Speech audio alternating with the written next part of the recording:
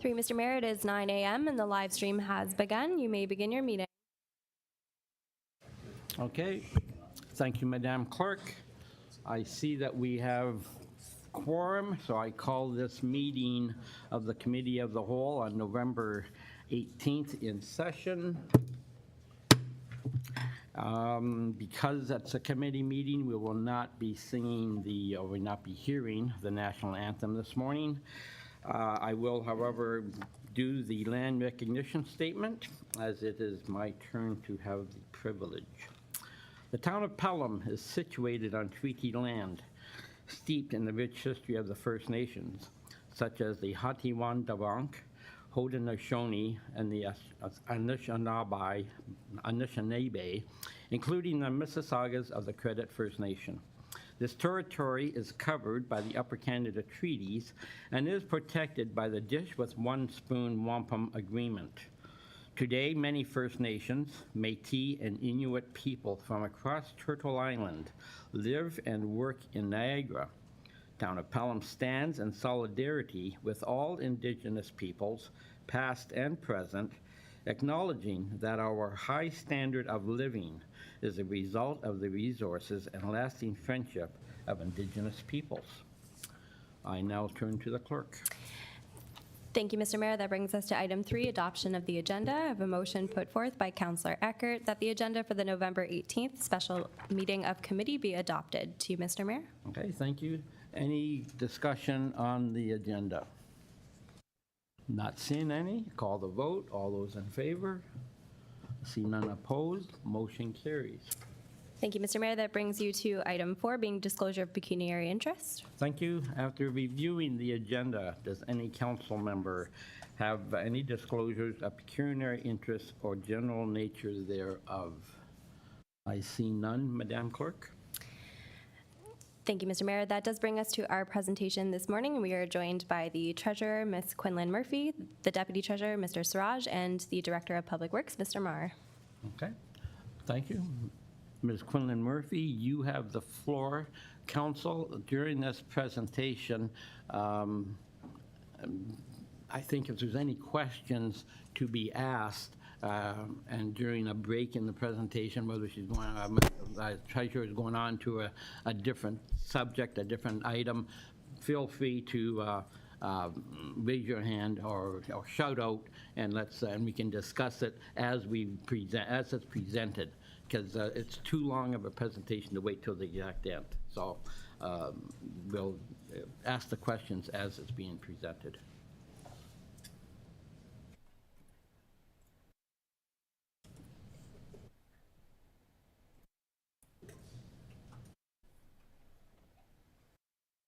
I just want the full screen. Yeah.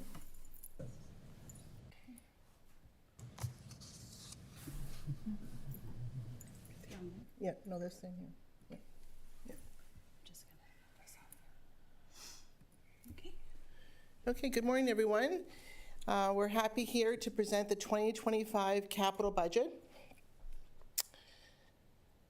And the agenda for today that we're going to discuss, we're going to talk about the budget open house, capital requests, the capital budget process, the 2025 capital budget summary, the grant summary, the 2025 capital budget by department, debentures and debt, reserve and reserve funds. The budget open house was held on October 2nd, 2024. This is something that the town does every year, and it gives the residents of the town an opportunity to come here and share with council requests that they feel are important as part of the capital budget or operating budget.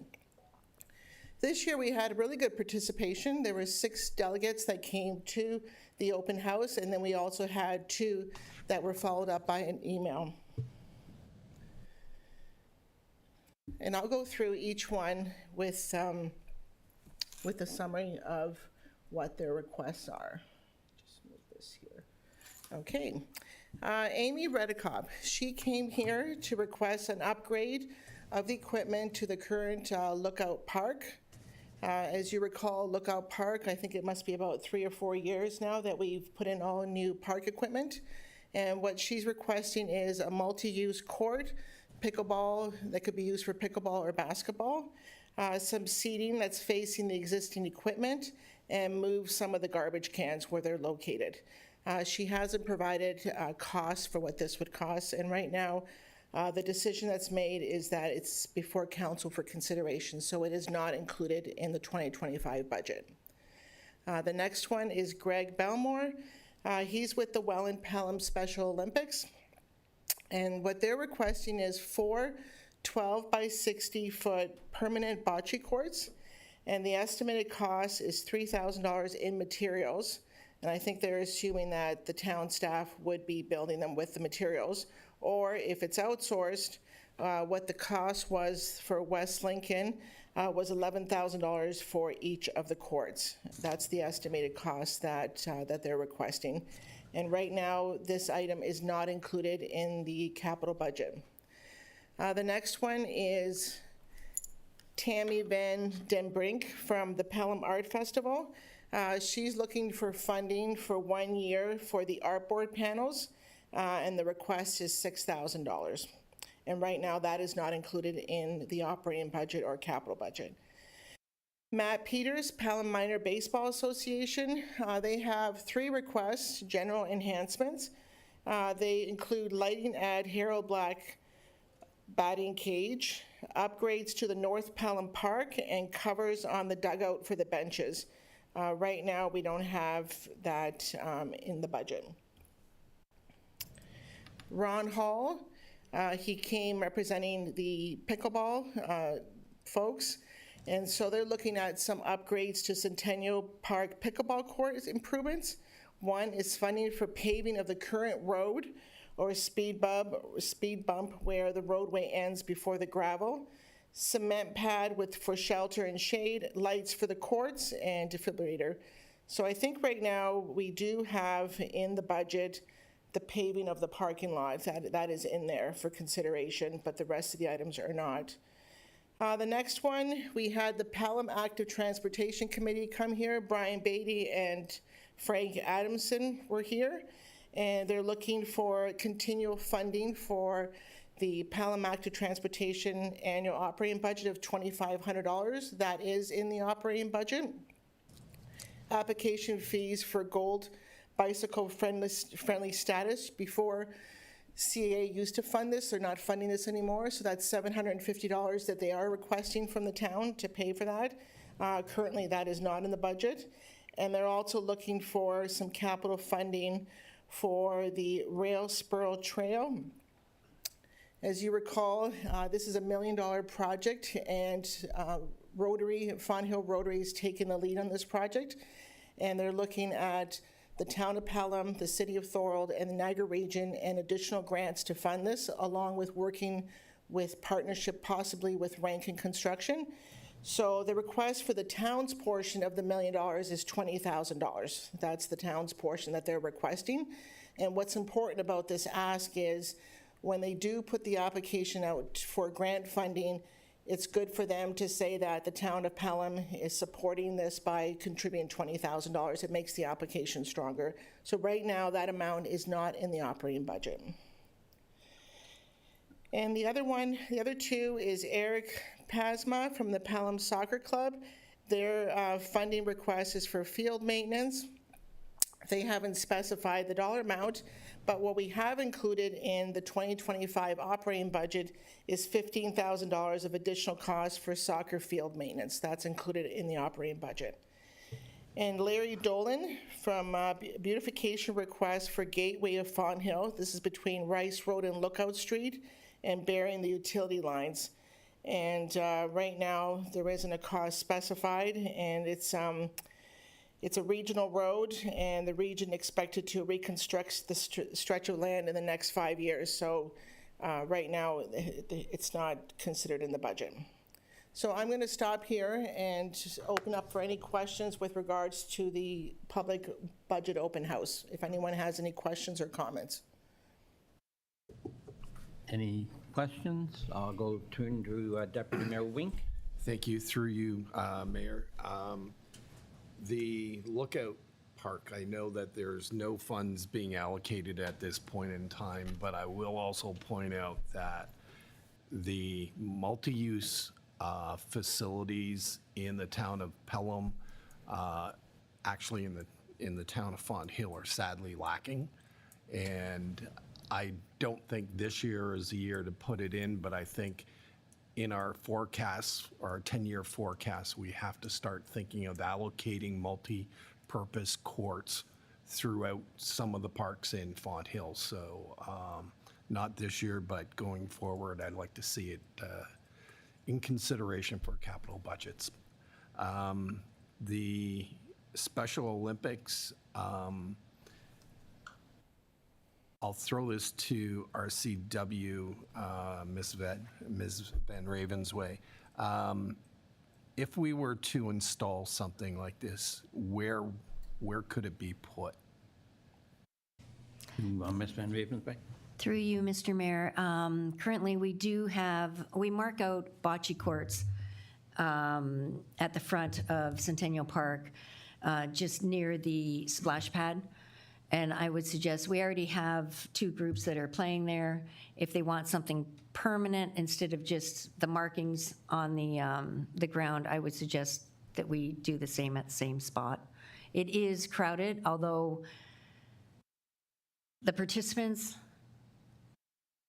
are from Fenwick and they would prefer it to be located in that position. So I concur that park is getting very crowded. So if there's other opportunities in the town of Pelham, even perhaps North Pelham is closer than Font Hill to Centennial Park. There's not as much activity there, and it might be an opportunity to place it there. So just, I'll leave it at that. I do think that installing courts, not only will the Special Olympic people be utilizing it, I could see leagues starting up for the general population also. So maybe look for a different thing, but different location. But I'm in support of doing something for the Special Olympics. Okay, thank you. Also, can I keep on going? I was at first going to suggest that each councilor has 2 items to bring Okay. up, and then we will, after we do the circle once, we'll come back. Please. Okay, thank you. On that, again, Deputy or Madam Clerk, if a member of council wants to add it into the budget, what's the procedure? Yes, since it's a committee meeting, we would be looking for a mover and a motion to be voted on to add, remove, or defer. Okay, Councilor, Deputy Mayor, would you want to entertain a motion? Yes, so I move that we consider bocce courts for the Special Olympics and look at alternative locations other than Centennial Park. Okay, thank you. I'm sorry, we need a seconder? No, okay, so there's no seconder. So on the motion, any debate? Councilor Isaac? Yes, so just with regards to the location, I am in favor of adding it into the budget as well to create them. But just, I think, I'm just not sure about the location, an alternate location, because I don't think if, say, you put it at Harold Black, do those have handicap accessible washrooms? And this is for a special, it came from a special needs group that probably uses those Centennial washrooms. To the director? Through you, Mr. Mayor, that is a good point. The washrooms are accessible now, as we know, at Centennial Park. North Pelham Park, we would, we also install a accessible porta potty at North Pelham Park, so we could accommodate. It wouldn't be ideal, but we can accommodate. I see Mr. CAO wishes to speak. I think I only bring this up because we're at the beginning of the budget process.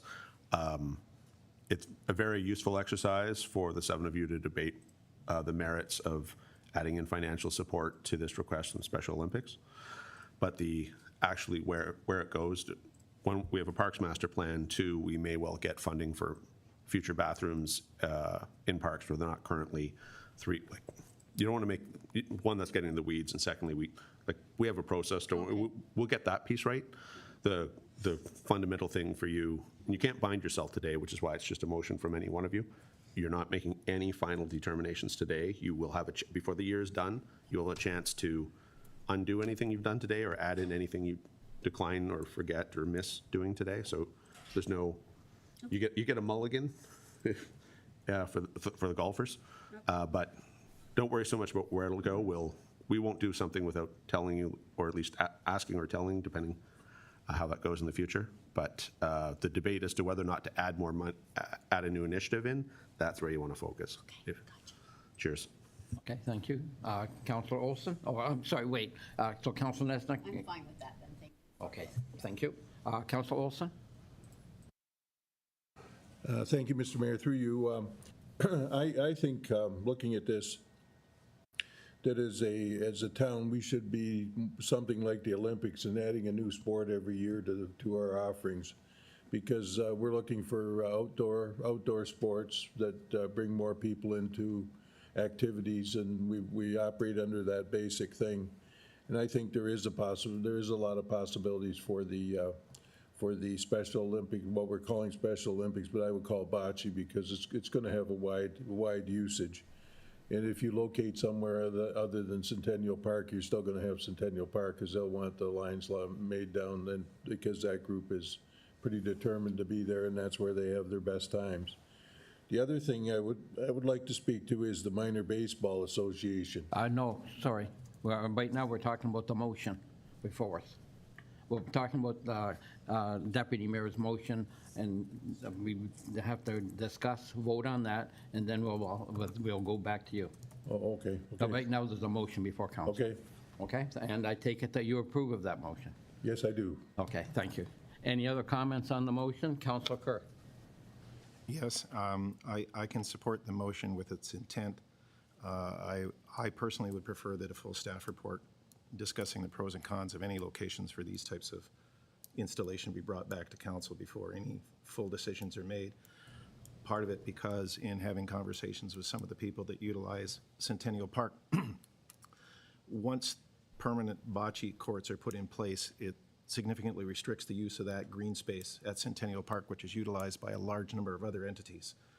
The fact that it's just strictly, very quickly, temporarily put in place, the people that are utilizing it are quite happy with it as it is and don't require a permanent structure. I am concerned. I know that the Lions Club is looking at rebuilding their facility there. There's other things that have gone on. I mean, we've all attended there where that green space has been covered with car shows, the fair, everything else. And the minute we put 4 bocce courts on it, we've really changed the dynamics of the utilization of that green space. So, like I say, I prefer to have a pros and cons analysis of I support the intention of having these, but we don't have enough information to make a determination of the absolute location of it right now. There are, I believe, alternative locations that may turn out to be, in the long run, better for everyone. As well, it's probably worth investigating what happened in the city of Port Colborne when they put the bocce courts at the Valley Center. Phenomenal usage, phenomenal. Their leagues are going crazy. They have more people than they know what to do with, and they wished that they had actually put covers over top of the bocce courts so they could function, because when it rains, they can't run their leagues or anything else. So it's a really interesting concept, but we maybe are looking in the very short part of it versus looking at the long run of it all. So that I can support the motion that we do it, but I prefer it as a staff report with the full economics, with everything. We're reeling with generalizations right now. That's pretty vague, from my opinion, for a capital budget. Yeah. I thank you, Councillor, and again, I refer to the CAO's comments that right now it's just yes or no, and we'll let staff come back, as you have suggested, with the report about the exact location. Any other comments before I call the vote on the Special Olympics bocce courts? Not seeing any. All those in favor? I see none opposed. Motion carries. I'll go to this side. Counselor Olson, any comments? So I on have this? two I can talk about, is that what? You can talk too, yes. Okay. Thank you. The Pelham Minor Baseball Association, they've been extremely successful in attracting the number of participants they have, and they asked for upgrades to North Pelham Park, lighting at Harold Black Park, and changes to the facilities. That change facilities, is that what that means, or changes, or what does that mean, that reference there? To the director? General enhancements / changes to facilities, the top priorities being lighting, upgrades to the park, and covers in the dugout benches. I would be in favor of all of those things, because I think we've had success, and the upgrades would be things like the clay in fields. Is that correct? Would that be the main thing? To the director? Yes, they have. Go ahead. Through you, Mr. Mayor, that's exactly right.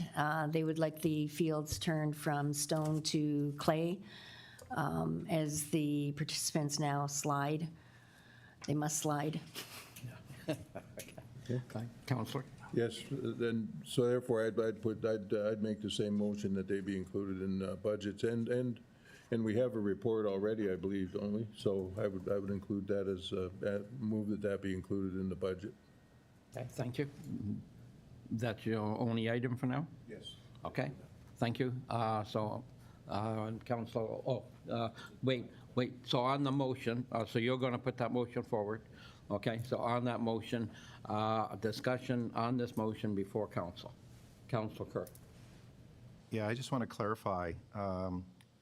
Does Harold Black have a batting cage? I know that a new batting cage was installed at Centennial Park, so this is kind of an error on the one. So my assumption was that the request was for lighting of the batting cage that's located at Centennial Park. To the director, do you, or perhaps to the treasurer? Yeah, through you, Mr. Mayor.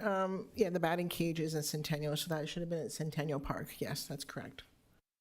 Okay, I just wanted to, clarify that. so they clarify what Yes. what they were asking for. Okay, That's what I assume too. okay. Excellent. Any other discussion on this motion? Deputy Mayor Wink. Yeah, so just to be clear to council, anything we add is going to impact our reserves and significantly. We've been taking baby steps with the baseball.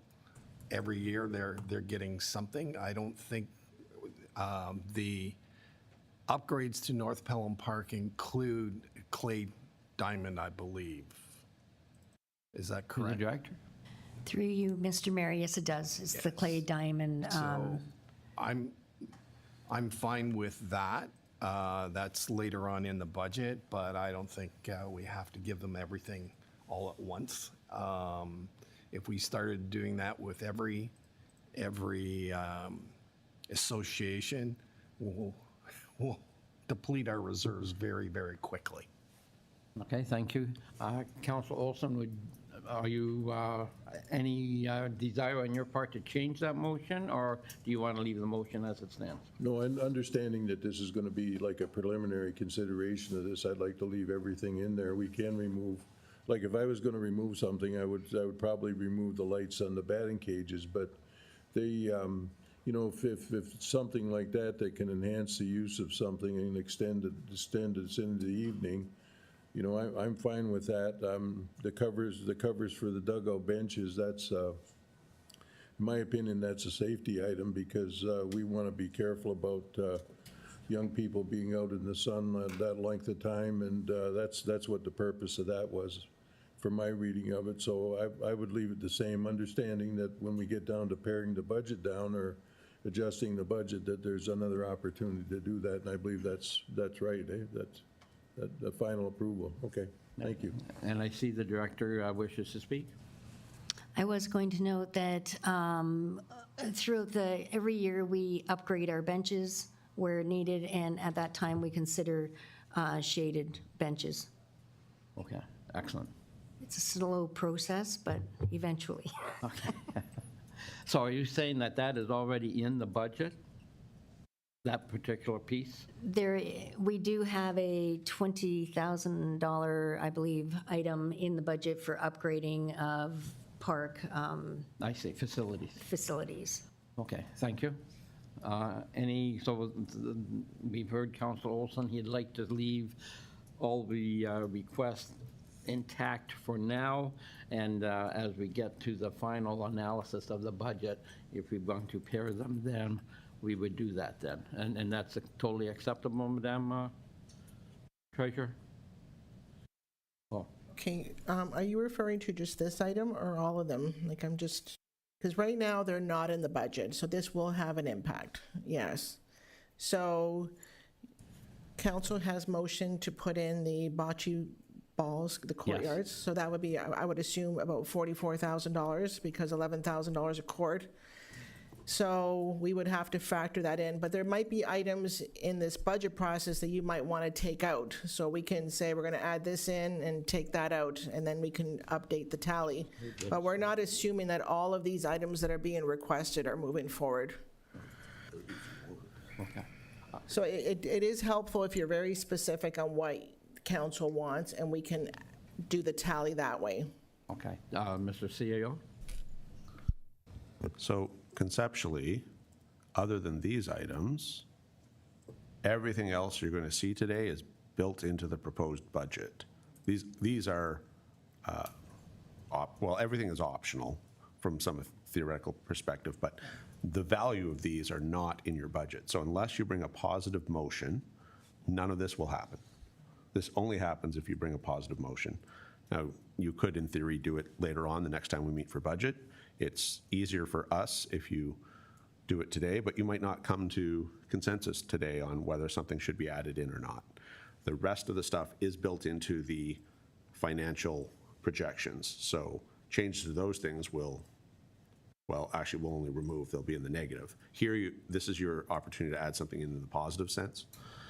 So, which is why you need motions. So to answer most of Councillor Olson's item, nothing unless you bring a positive motion, there won't be anything, none of these things for baseball, for the rec trail to connect with Thorold, any other items.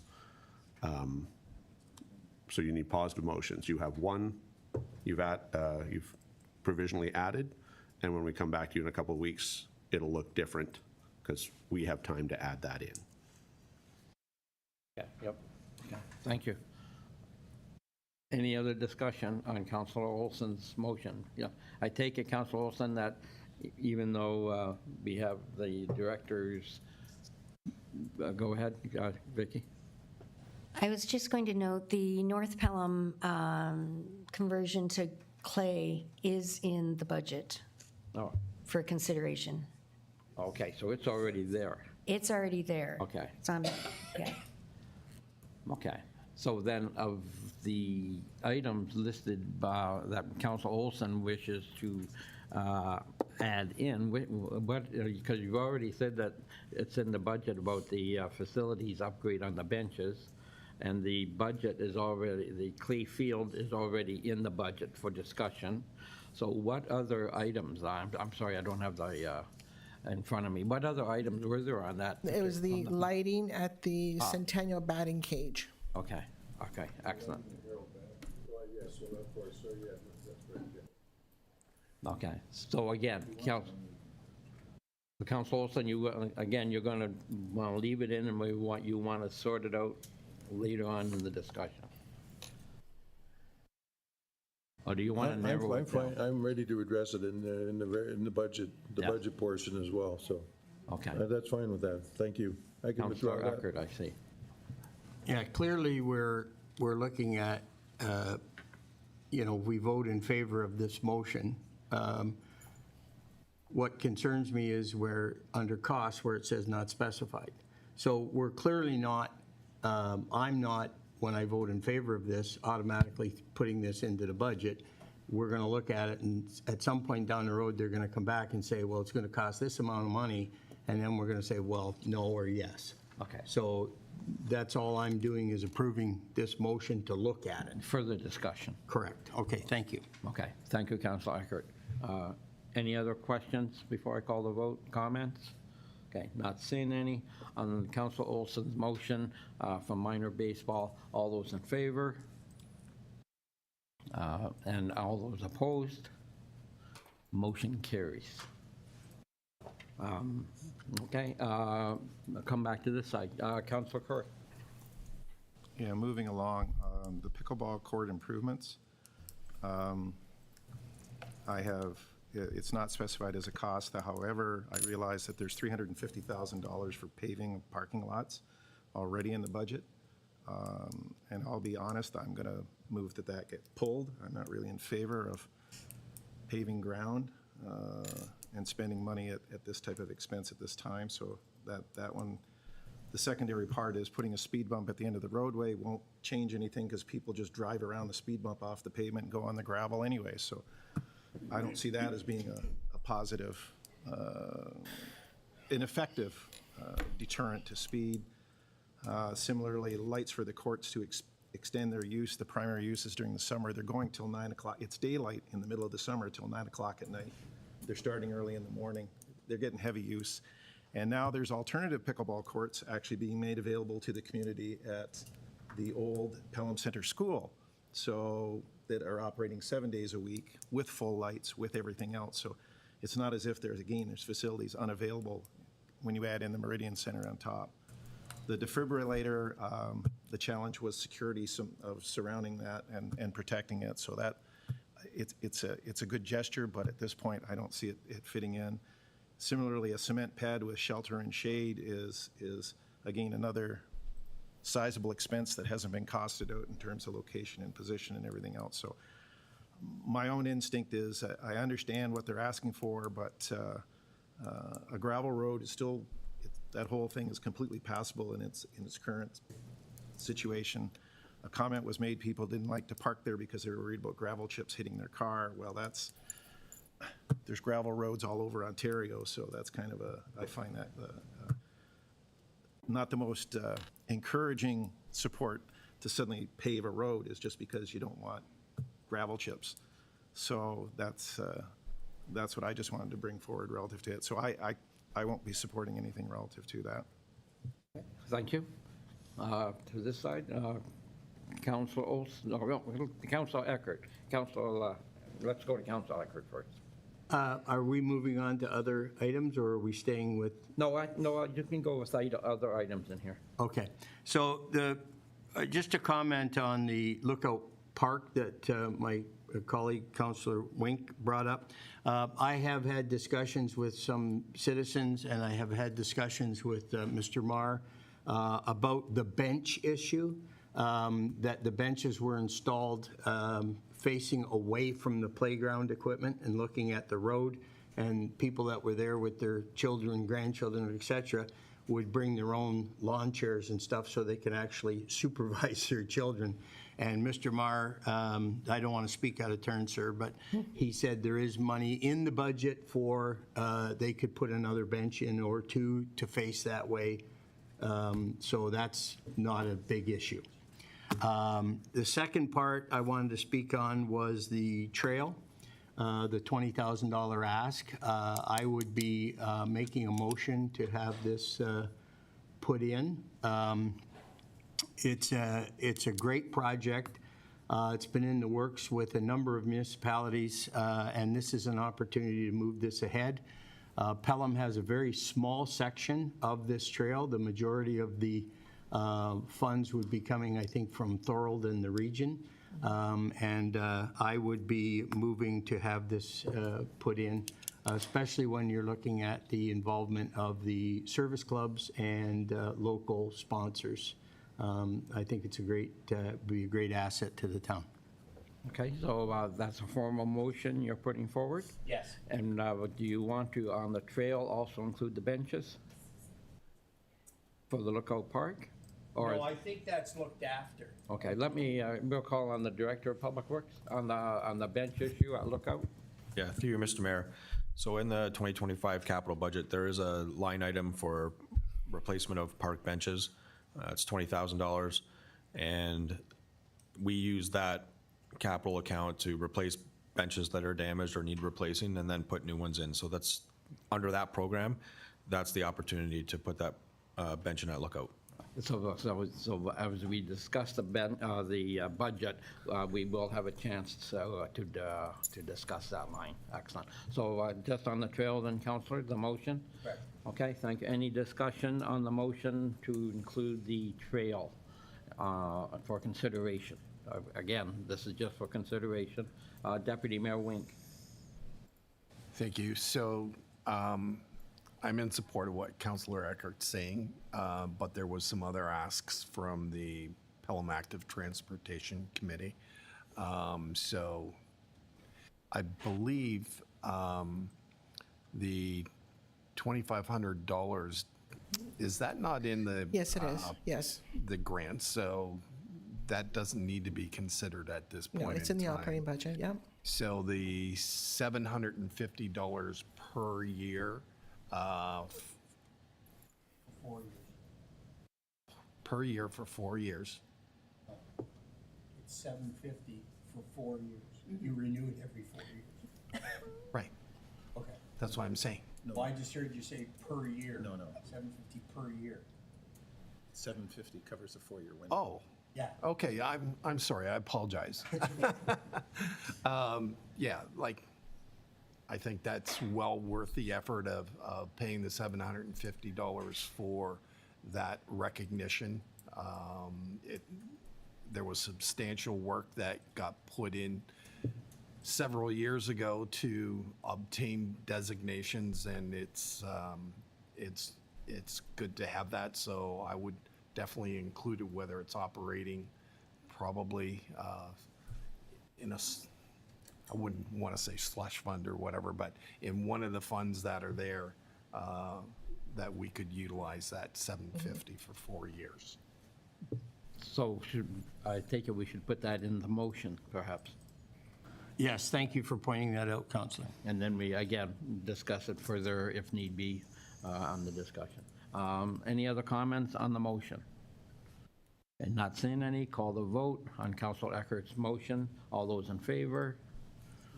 I see none opposed. Council, I'm sorry.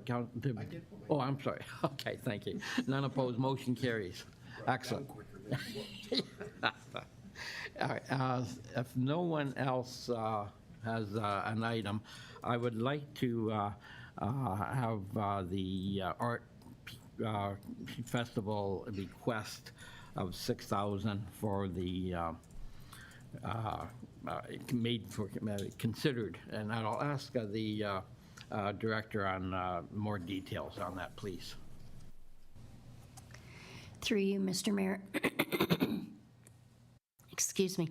I would suggest that the boards be left where they are in the storage to avert the $6,000 cost of creating another storage for another year. Oh, okay, and then we will address this Correct, next year. in 2026. Okay, very good. Thank you for clarifying that. Excellent. Any other discussion on the open house request? Oh, Councilor Nesnick. Thank you. So just through you, Mr. Mayor, will Ms. Van Ravensay, will you communicate that to the Arts Council then? Through you, Mr. Mayor, absolutely. Thank you for being creative there. I appreciate that. Okay, thank you, Councilor. Councilor Kerr? Yeah, I guess the only issue that comes forward with that, and it's something that we've talked about with other things, is whether we're getting into storage for one group but not all groups.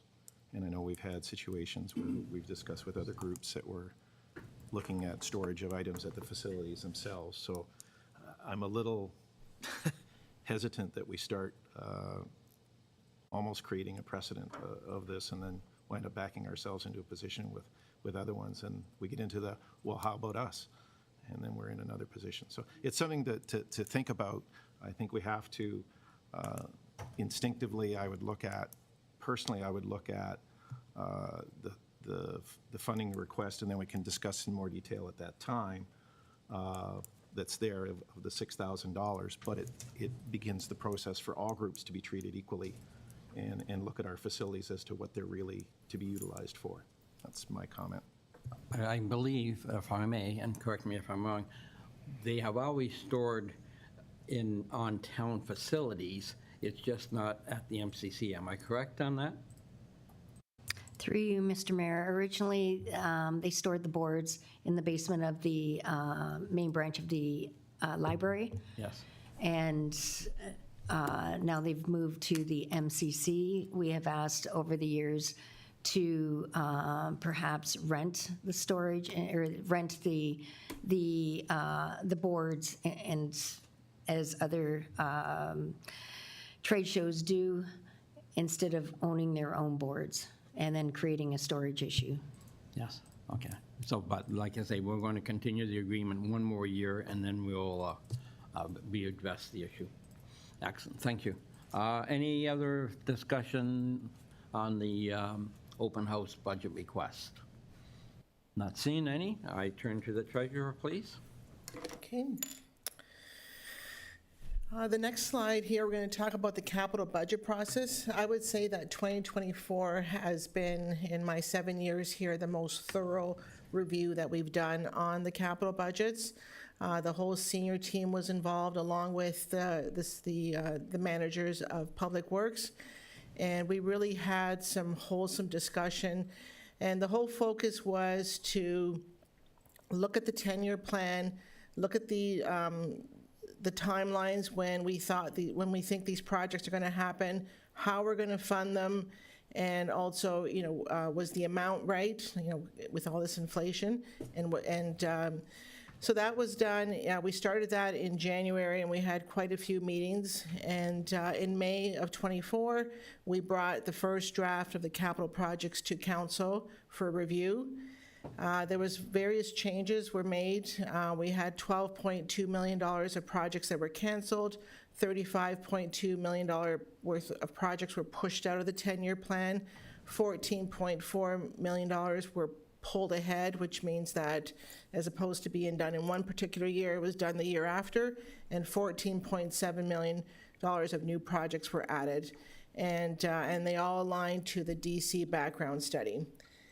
And then in the summer months, the review and analysis of the funding sources was completed by the end of August, and this is where we reviewed the debt and reserve forecasting to match the projects.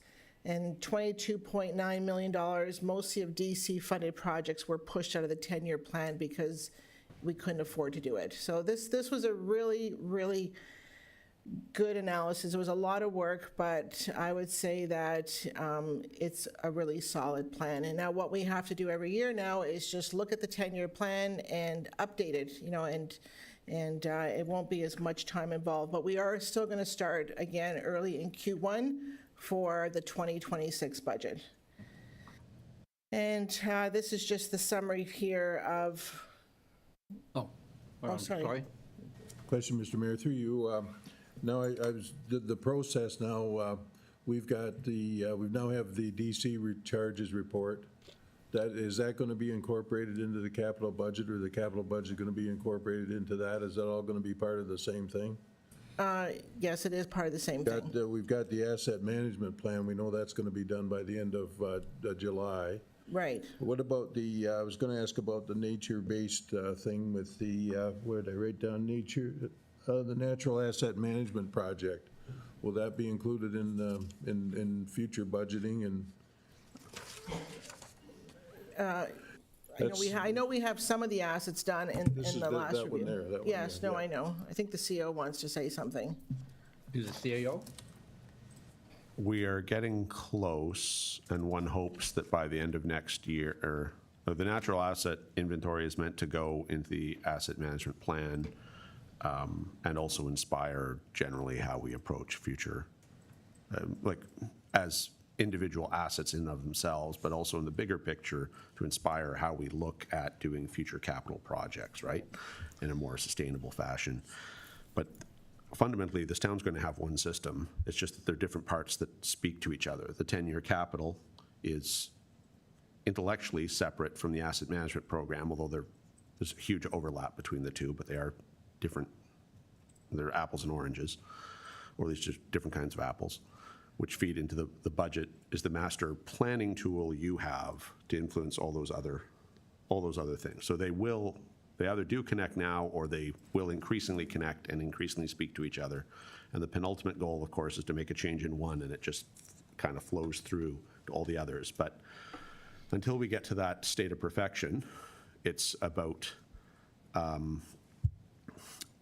the leadership team coming together for a couple of days in Q1 and or Q2 and 3 as we go through to keep ourselves, because right now the system needs help. It's imperfect, but we've got this beautiful vision with it. And until then, it just needs a bunch of our brains making sure things don't fall off. But you are heading towards a world where the system as a whole speaks to itself and reinforces itself and updates when something breaks or goes poorly, or alternatively when we find something's doing better than we think and we're getting an extra 10 years out of that culvert or bridge, whatever that, for the better or for the worse, it will adjust. So we're getting there. We can see it. Thank you. Councillor? Thank you, Mr. Mayor. Okay, thank you. Back to the treasurer, please. The next slide shows the capital budget summary.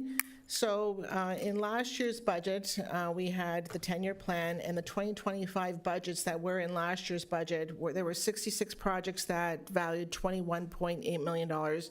Right now, the 2025 projects are 59 projects, and we're down to 16.8 million. So this is from the work that we did, was to decrease the number of projects. We currently have in the 2025 budgets 3 projects, 0.25, that is 0.25 million, that is red circled, and between 2025 and 2034, we have projects that 23 projects that were deferred, which is $22.9 million. So this is just a summary of all the work that we've done. The 10-year capital plan, the funding, there's the 4 different areas how we fund projects. First of all, we always look to see, hey, is there a grant? And that's the first one that we want to fund. Then we look at the development charges. Are there any development charges related to this project? And then we look to our reserves and reserve funds. What do we have in those funds to help fund the project? And then the last option that we always want to go to is the debt option. So this is like the order of how we fund the projects. Here is a summary of all of the capital. The first slide here is the tax levy capital request. $14.3 million is the capital request that's funded from tax levy. The next one is $2.6 million that's funded from the water and wastewater rate budget. And then it shows the different categories and how they're being funded.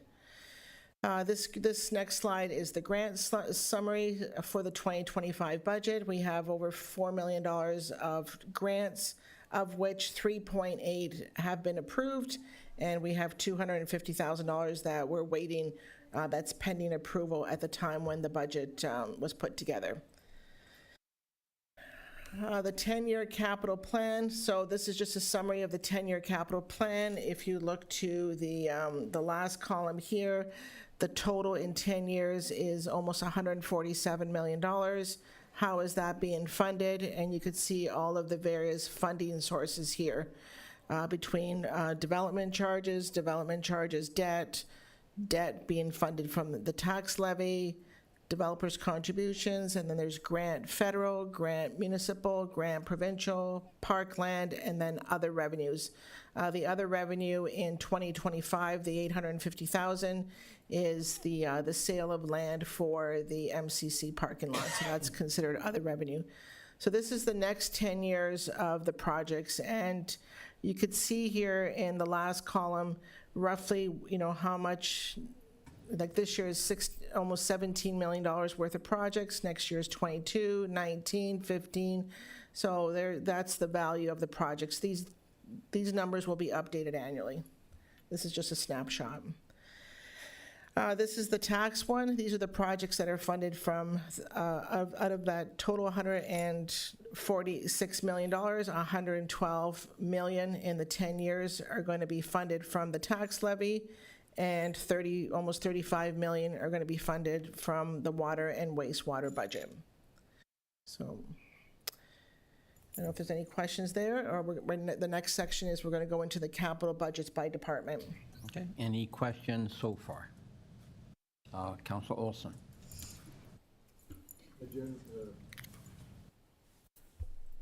Thank you, Mr. Mayor. Through you, just looking at the capital plan, the 10-year capital plan, is there any reason why it's so front-end loaded? Is there something there that are we playing catch-up and then we start to get ahead? Because the final year, and I recognize how difficult it is to forecast 10 years out. And it's going to be less and less accurate as farther you go out, but is there any reason why it's like that? Through you, Mr. Mayor, it's for that very reason that it's far in advance and we don't have a lot of very specific projects. I don't know if the Director of Public Works wants to add to that. To the Director. I think, Mr. Mayor, no, that's the reason. That's it, just because of the difficulty of forecasting in the future? You have more certainty Yeah. with respect to the projects that'll be happening within the next 5 years than you do outside of that Yeah. window. Undoubtedly, but if we're planning on something, then I'm just saying that perhaps we should have some form of mechanism to compensate for that, but I'm not suggesting we go beyond $146 million, that's for sure. So, thank you. Thank you, Mr. Mayor. Thank you for that, Councilor. Mr. CAO? I would submit to you that fundamentally reflects the idea that I think this corporation is openly contemplating a new fire station and in due course, some sort of solution to public works, whatever, and that'll be a significant spend on a facility, whatever and to say nothing of a library, right? So unfortunately, we have a number of buildings coming up at the same time. If we actually look at the roads and the pipes, which are generally speaking, normally your larger spends, they're reasonably, I mean, there's a little bit up and down, but they're reasonably consistent.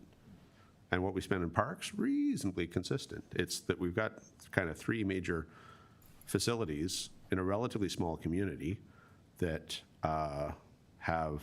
and they're unrelated to each other. The Public Works facility has nothing to do with the library, which in turn has nothing to do with the fire station. Like, those services really don't overlap. And we just have the incredible good fortune of things coming to head at once.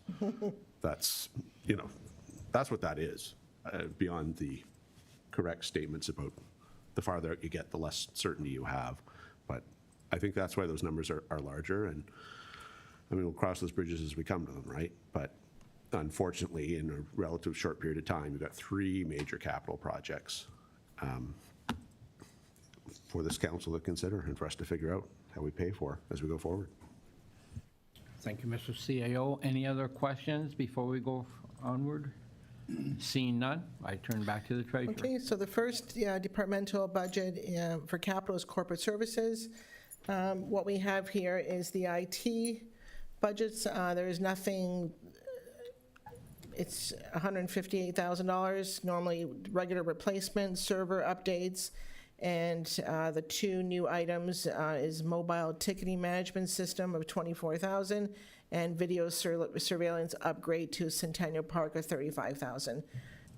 The IT manager is on virtually, he's zooming in if you have any specific questions for him. Okay. Any questions to the IT manager? Not seeing any. Okay, thank you. The next one is fire. And we have here, the biggest item is Rescue 3 for $350,000. And the fire chief is here for any questions. Okay, thank you. Council Nesnick. Hi, good morning. Thank you. Through you, could you just explain the Jaws of Life, the cost for the $40,000? I don't understand the upgrade to reduce duplication of current tools. So, To the fire chief. Through the mayor, our current system is, we have 3 stations and we have 3 of everything, and a lot of it is gas-powered. We're slowly getting away from the gas-powered equipment. We're going to electric tools, and we're eliminating our gas-powered tools, and we're upgrading, we're adding electric jaws of life or tools along that lines. So it's a process to eliminate our old antiquated equipment and get it to more modern equipment. To the councillor? So just wondering if that could be maybe deferred or waited upon if we have current working jaws of life, even though they are gas-powered, and I understand the thinking of that, but saving $40,000 might help a little bit moving down the line here and there. I don't know how that goes next. Out to the treasurer. Yeah, through you, Mr. Mayor. So when any item is eliminated from the capital list here, what happens is that $40,000, if it's not approved, just goes back to the reserve. It doesn't decrease the allocation of the capital. So, so whatever project is canceled or added, it's coming from the reserves. Councillor? So do I make a motion to remove that then? Sarah? If you Yeah. wish. Okay, so through you, I'd like to make a motion to remove the $40,000 Jaws of Life cost. Okay. And while perhaps that's the only one on that object, on that fire that you're interested in? Yes. Yeah. Okay, thank you. To the treasurer. Through you, Mr. Mayor, can we say defer it to the next year? Not to remove it from the list? Okay, thank you. Yeah, defer it. Thank you. Any discussion on this motion put forward by Councillor Nesnick? Councillor Olson. Thank you, Mayor. I would be opposed to this because we've made we made a lot of improvements to the fire department, and we've developed a sort of a program for replacement of the equipment, and I understand that $40,000 might be attractive, but these are all, these are necessary things. I don't think, I think they're also environmentally correct in doing away with gas-powered equipment, but it's a safety item for our residents and our firemen, and I would be opposed to taking that out of there. Thank you, Councillor. Any other comments? Councillor Kerr. Just for my own education, how many times a year are the Jaws of Life utilized by the fire department? Any idea, Mr. Chief? Through you, Mr. Mayor. Depending on the district, and one of our, it's District 2 is our busiest district when it comes to motor vehicle collisions and the use of JAWS. District 1 uses them very little, and this is one of the reasons why we're eliminating some of the equipment and getting rid of the older gas-powered equipment is that they're not utilized. So one of our transitions was to eliminate 3 heavy rescues and go to 1 heavy rescue at Station 2 and to fill that truck with the proper equipment. Well, this equipment is to bring that truck change to the end of its program and to To the eliminate. councillor. So number-wise, I would say we probably use the Jaws of Life probably 15, 20 times a year. Okay. Thank you, Councillor. Any other questions before I call the vote on the motion? Councillor Ackert. Just an observation about this type of equipment, and I realize that we're not going to go without the equipment. We would have the old gas-powered. But, you know, in my experience, it's never about how many times you use it. It's about the time you do need to use it. You got to have the proper equipment there. My other concern on deferring this is, and I don't know if this is accurate or not, but we're deferring something from this budget that if we take it into the next year, all of a sudden we're building a new fire station, and now the things that we're deferring, whether it be the Jaws of Life or a truck that they're referring to, whatever, all of a sudden it's coming due in the same year that we want to build a fire department, new building, and that cost goes even higher. So that would be my concern about deferring this, but. Okay, thank you, Counselor. Any other comments? Not, Deputy Mayor Wink, please. Yes, thank you, through you. If you look at the funding sources on this, it's not coming out of reserves, it's coming out of DC charges, so I'm happy to keep the jaws of life into the budget. Okay, thank you, Deputy Mayor. Any other comments or questions? Not seeing any, I'll call the vote on the motion. All those in favor? And all those opposed? Motion is defeated. Any other items on that particular item? Not seeing any, I turn to the treasurer. And I'd like to call the Director of Public Works for the next section. Okay, thank you. And thank you and the Finance Department for the work you did in your presentation. Thank you. And Jason, the Director of Public Works, sir, you have the floor. Okay, thank you.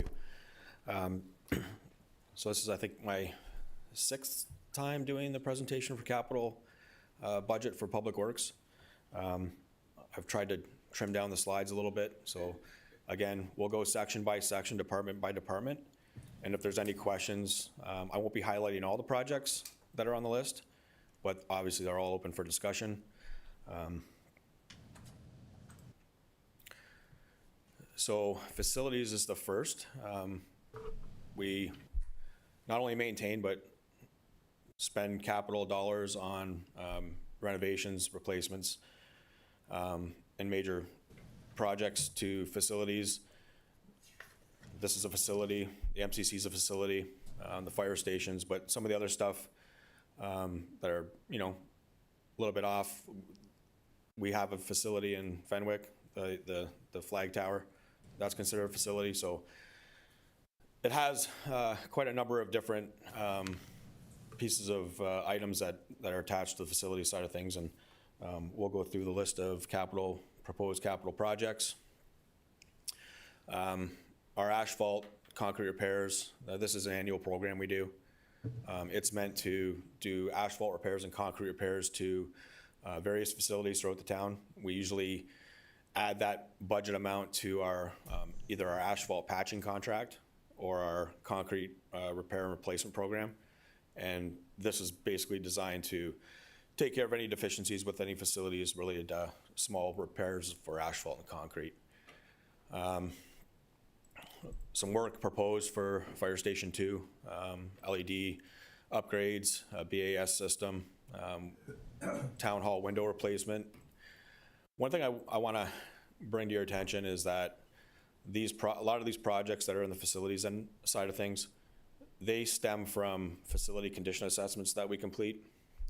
So those are completed usually every 5 years, and it's detailed reports that are provided to Public Works through a study, which indicate projects to upgrade and keep our facilities in good working order. So a lot of these projects are derived from those facility condition assessments, and that's how the budget gets populated.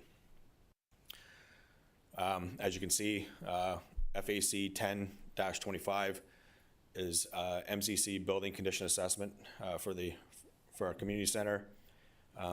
Last time the facility condition assessment was completed was in 2020, with a report, I believe, in 21 that came to council.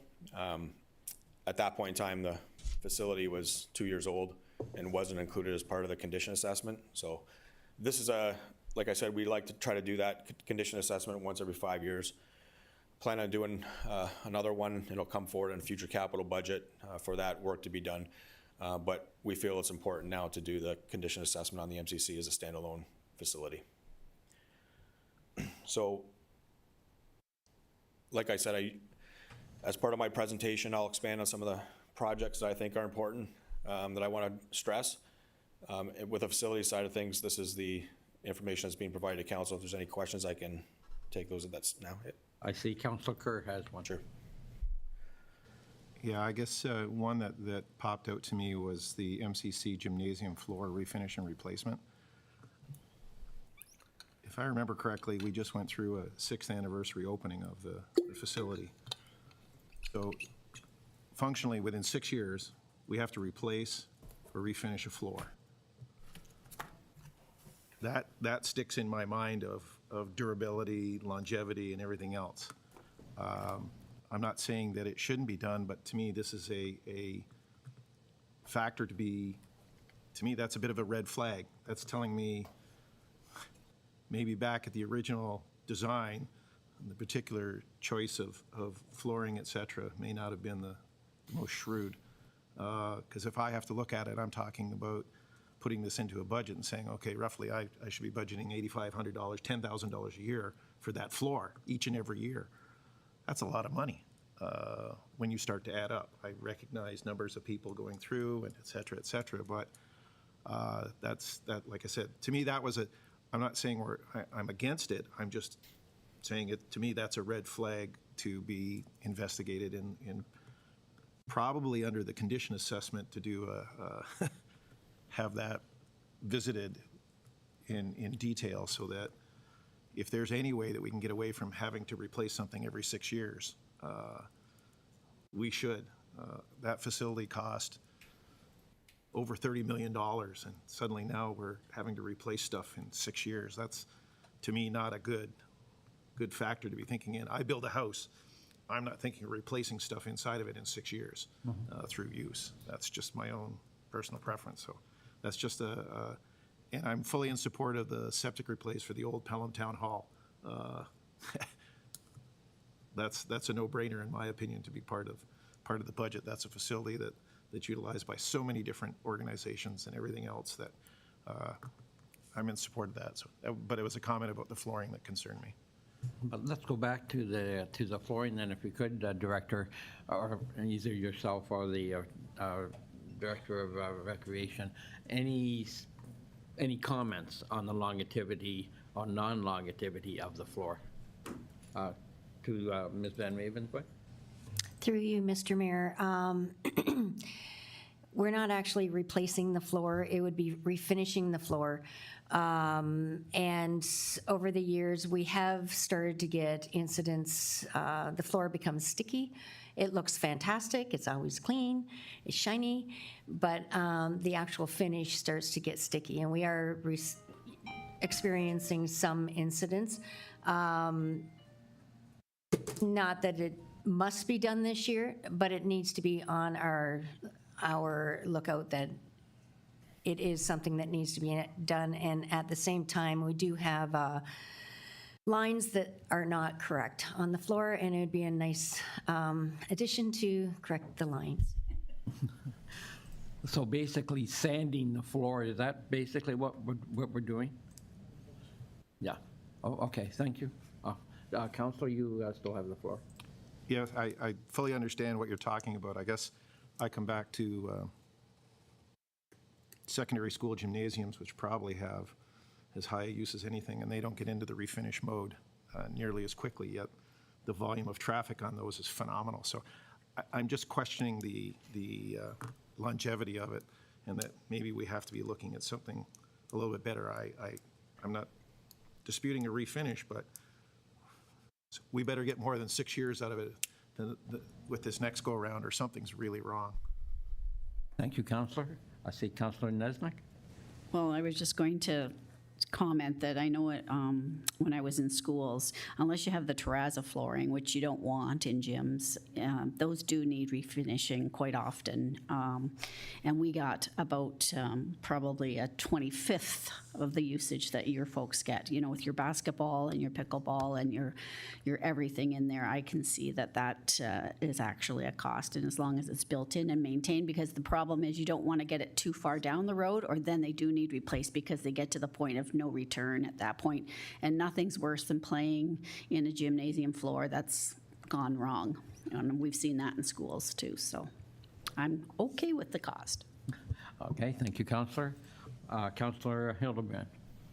Through you, Mr. Mayor. With regards to this floor, back in 2019, when we started with the BAS system in the community center, the issue we had was the humidity and the cracking of the floors. This floor I'm not sure was the right floor design for that facility, because you had to be very specific with humidity, otherwise that floor cracked. So that was an issue right away. And as we know, the BAS was an issue at that facility in general when we were working on the design. I should tell you that one of the committee members on the US committee is the director who takes care of all the schools for the separate school board. And they are looking at alternative floors even for their high school gyms, because they too have been basically hardwood, but I think their hardwood must be different than the hardwood we've got, because it lasts longer. I agree something has to be done, but I was gonna say that they use Advantage Sports from Quebec to do all their flooring. That's their vendor, which just was a comment on that. So that's my comment on this issue. But I have comments on at least 6 of those MCC Okay. issues. So Let me, I'll finish with this. Thank you. Okay, thank you. Any more comments on the flooring? Councilor Olson? Yes, I thank you, Mayor. I support the idea of investigating this and finding what the root cause is, because it seems to me that that's probably a pretty harsh environment with the sun and the humidity, as Councilor Hildebrand pointed out. And I think that could be a cause of a lot of the problems there. But I'd like to see a root cause before we spend $50,000 on something. And it may be part of the whole thing where we've got to find out why these buildings don't last long enough, because we're looking at a fire station after 40 years now, and I think that's a problem. And I would like to see a condition report on that, just so we can understand why it's failed us so far. And maybe we can apply the lessons learned from that to the new building that we're looking at, because I think there has to be something that we can pick up from that. And I'm not proposing spending a lot of money, but these buildings have to last a lot longer than 40 years. And I'd hate to see the MCC disappear after 40 years, because that would be a tremendous burden on our town. So do you have any idea, Mr. Marhow, what you can see as a cause for the fire station to be last only 40 years? We are quite a ways from floors in the that were in the MCC. Can you save that for when we're doing? I realize you're talking facilities, but we all are talking the flooring issue right now. Could we stick to that one for now, Councillor? Thank you. Okay, thanks. Any more comments on the floors? Okay, excellent, thank you. And Councilor Hildebrand, you indicated that you had other points to raise, and then I will go back to Councilor Olson. In total, I have at least 6 other points I'm going to raise. Okay, so go for 2 more right now. Okay, I just want to comment on the window lighting.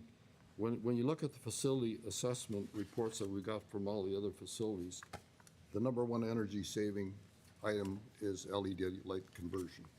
So definitely I'm in favor of those.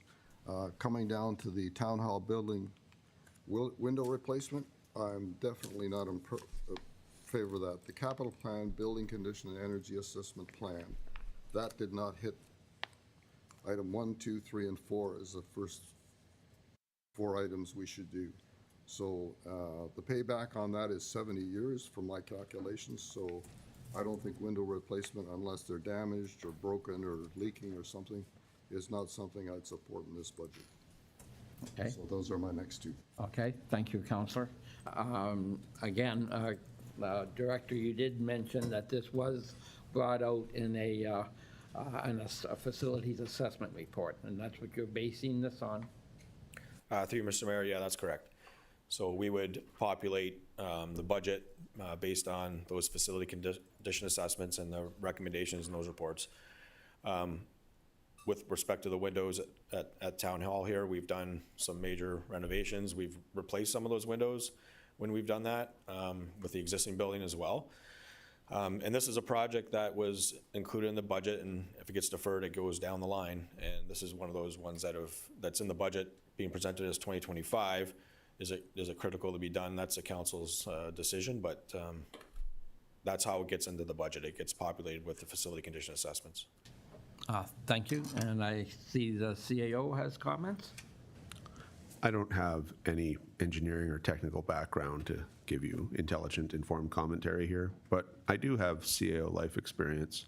I can tell you in the last month, I've taken 3 complaints from people in this room, no less, about draft, being cold, and fundamentally temperature fluctuation. And I've had the good fortune of being the CO here for 5 years and 4 months, and the windows have been punted multiple times. We have put money into the furnace systems collectively.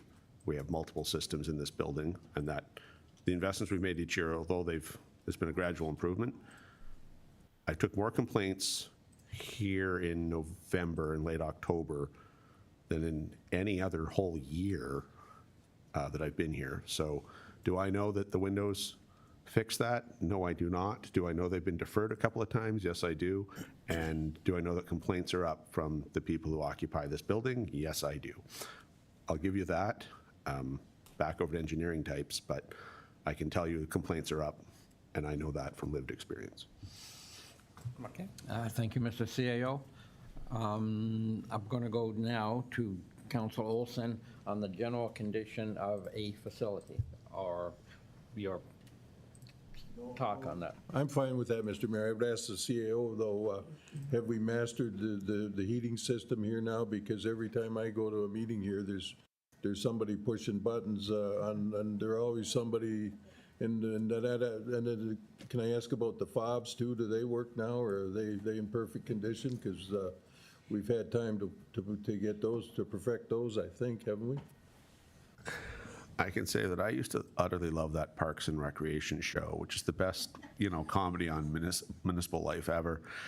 And I think they just missed out an opportunity about the interdepartmental warfare and the office-to-office warfare about temperature and temperature regulation. I say good luck to anyone who wants to run a building that has people at different stages in life and different wants and needs and opinions on that. The fobs do work, so that's dramatically improved security. And I can tell you, although it took longer than we wanted and there were some challenges along the way, in a fundamental way, staff are a bunch safer, and that's a high level of gratitude to council for those resources. I'll say that. Great, thank you for that, Mr. CAO. I'm going to go back. No, Council Olson, you had that comment about the fire station. I'm going to let you continue on with that course. Oh, yes, I was wondering, my question, Mr. Mayor, was going to be, do we know the root cause of why the fire station, or there's probably many of them, you probably ask a question 5 times and you're still asking why, but I'm just wondering if we learned anything from that building that can be applied to the next building when we put it up. To the director or to the fire chief, whatever. Through you, Mr. Mayor, I'll try to answer it. Building materials is one. Flat roof is another.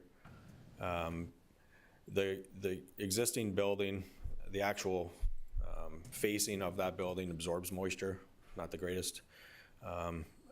It's caused some issues structurally with the building. From the operations side of things, and what we all know about the roof, we've done some major repairs to that roof as well, flat roof. So that's one of the major causes of the leaks. So I would say building materials, the design standards as well have gotten more stringent. When we put the RFP out for the new fire station, we'll be designing, I think, to 75 years, or 75 or 100 anyway. It's meant to last. There'll be the architect team with the engineering groups will work on best practices, look at innovative materials as part of the design and making it as energy efficient as possible within a budget. So yes, it's 40 years old, 42. So I agree. A building should last longer than that. The new building there'll be special thought and consideration towards extending the life of that structure. Council Olson? Okay, thank you. I'll go back to Councilor Hildebrand. Through you, Mr. Mayor. Thank you for those comments. With regards to the furnace replacement for $6,000, I have a hard time believing you can buy a furnace for $6,000. It just seems out of line in terms of the budget amount. And then I want to continue on to the rental table and chair replacement annual program. That's basically $10,000 a year. Number one, depending on how many tables or chairs you're buying it, if you buy 100, you divide it by 100, you get 100 tables for that. To me, I'm wondering why that's in a capital project when you're buying table by table, or are you buying $10,000 worth of tables and chairs at one time? To me, that should be an operating cost, not a capital budget item. Any comments? Through you, Mr. Mayor. So, good point. Could be an operating budget, and we've done that with several capital programs. We've converted those to operating programs because they make more sense to be there.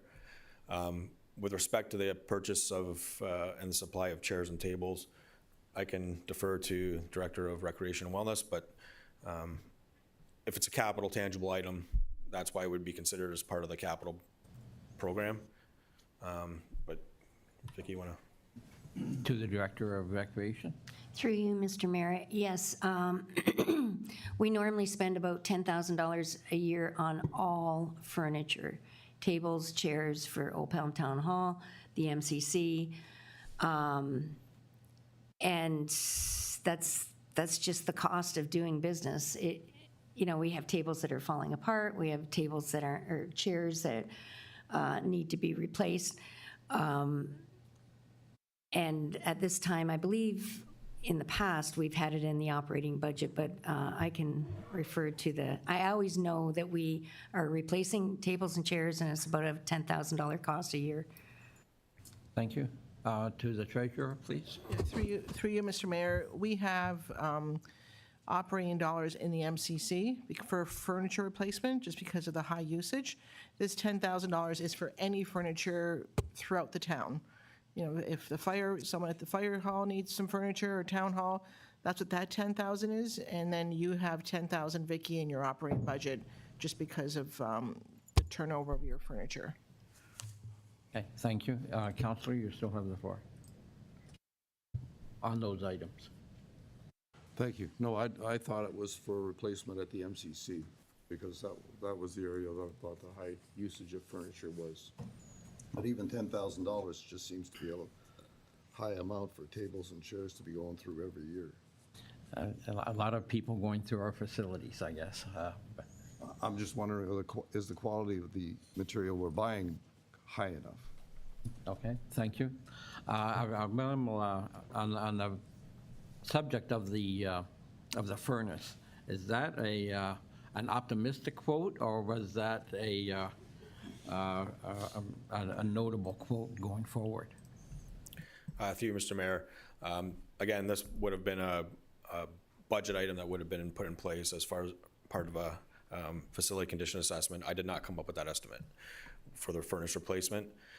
So without knowing the specifics on that, I can't comment directly with respect to the cost, but it would have been included as part of a recommendation. I wonder if the CEO didn't come up with that extra. Okay, thank you. Any other, but back to Councilor Hildebrand. Go ahead, sir. One last item on that page. Yes. Septic replacement design. I encountered a failure at the charity that I'm responsible for with a septic system repair. Basically, it was a school, and it's got a twin tank with a septic bank and all that.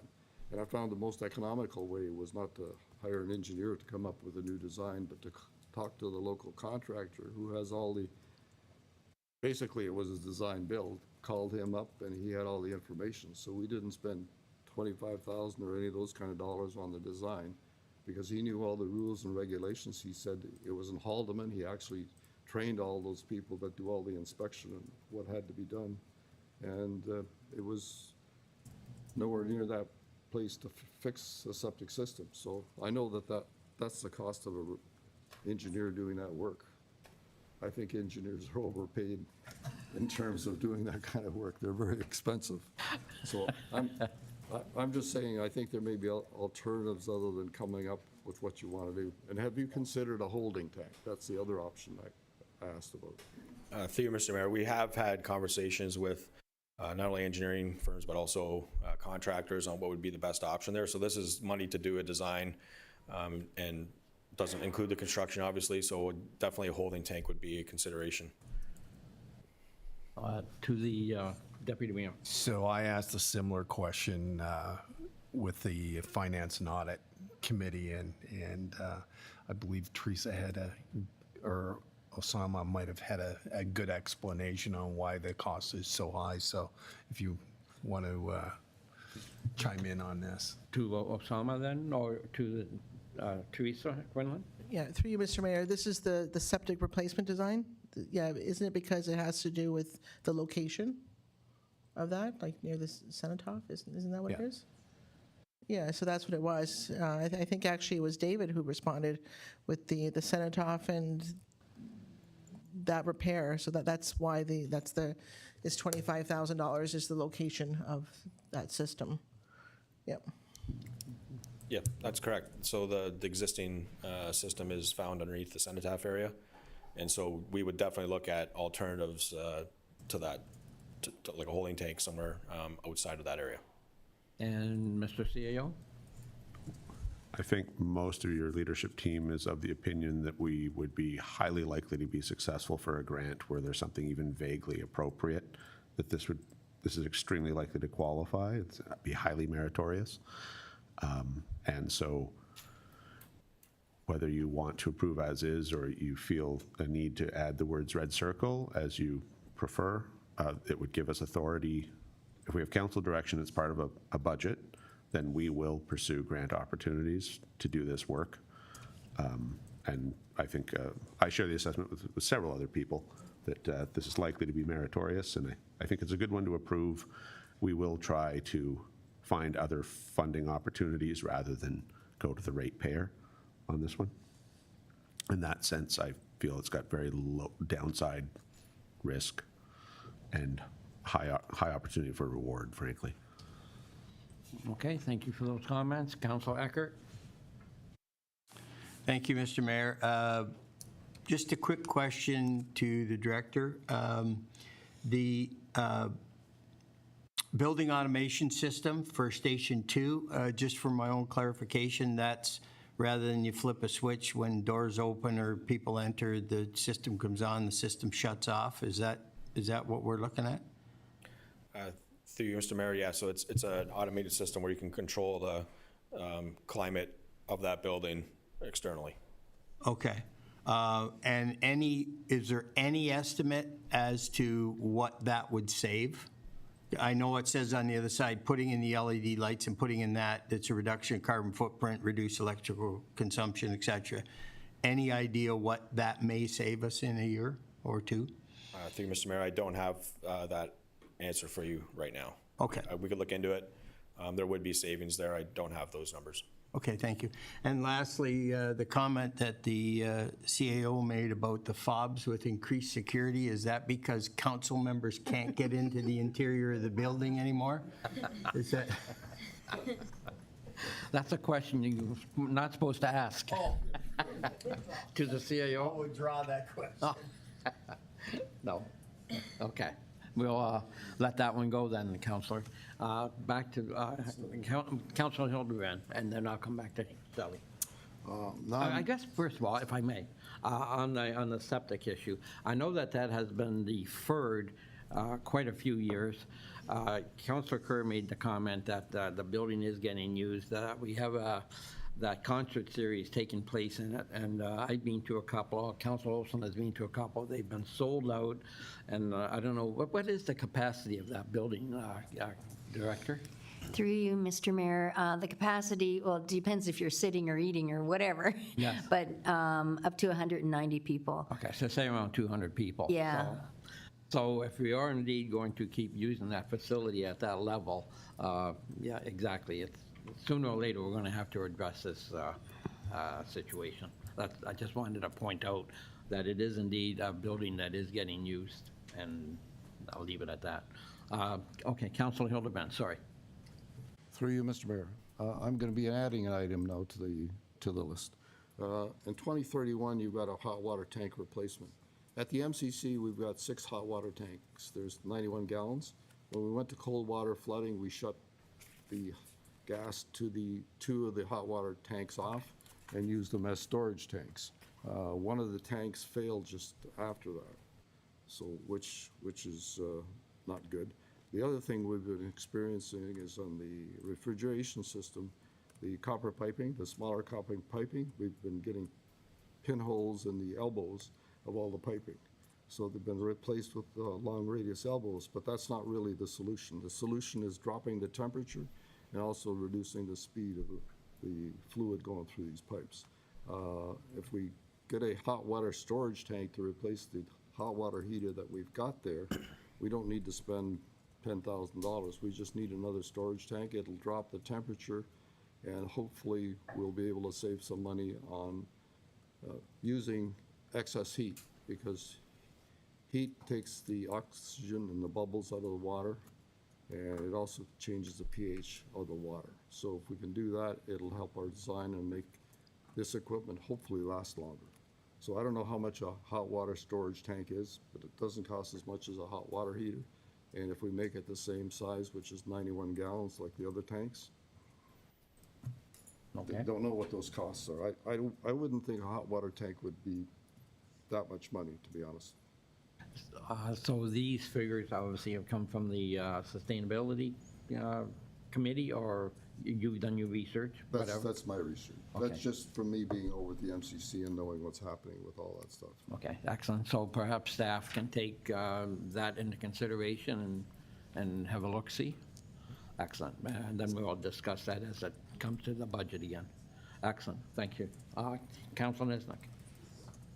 Yes, thank you. So there is one facility that you don't have any capital funds assigned to. So as you know, our library is going under major renovations.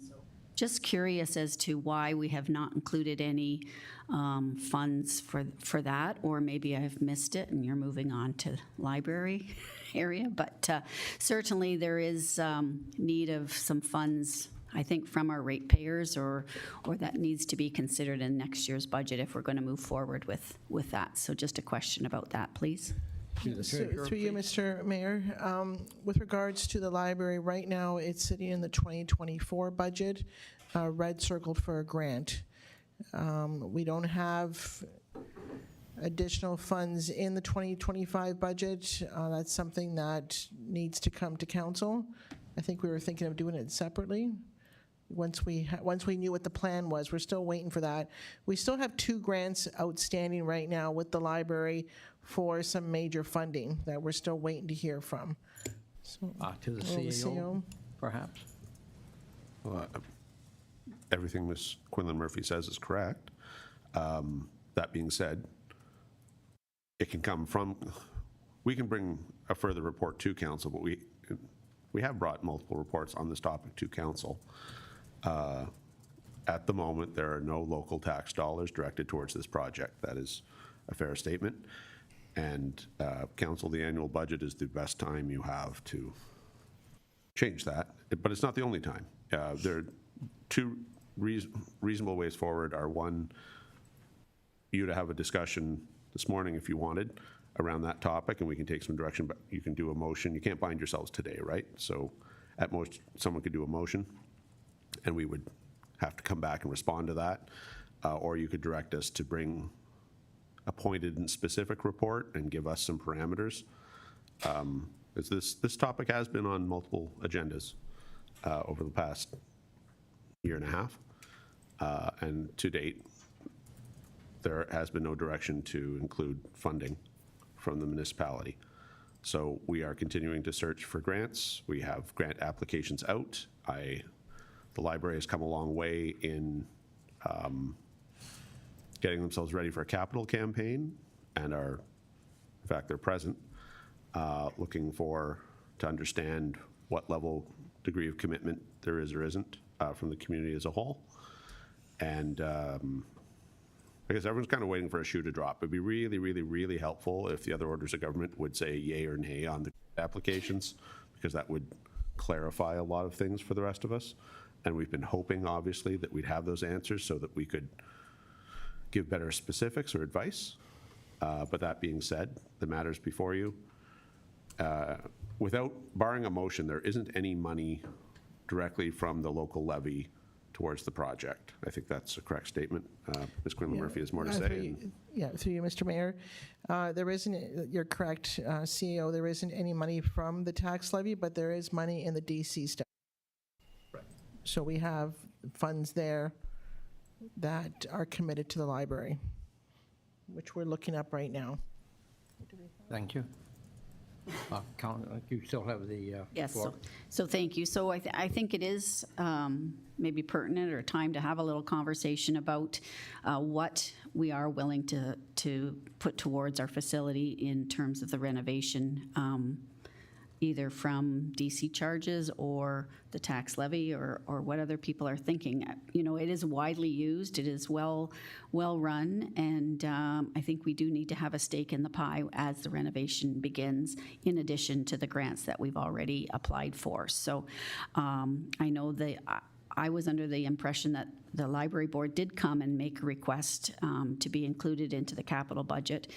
So I guess that's when didn't see it here. I was surprised that it wasn't already included in some manner. I didn't realize it had to come from council to be added in there. So that was my error in learning. So did you find that DC through you, Mr. Mayor, or no, still looking? That's fine. I believe they're still looking, Okay. Councillor.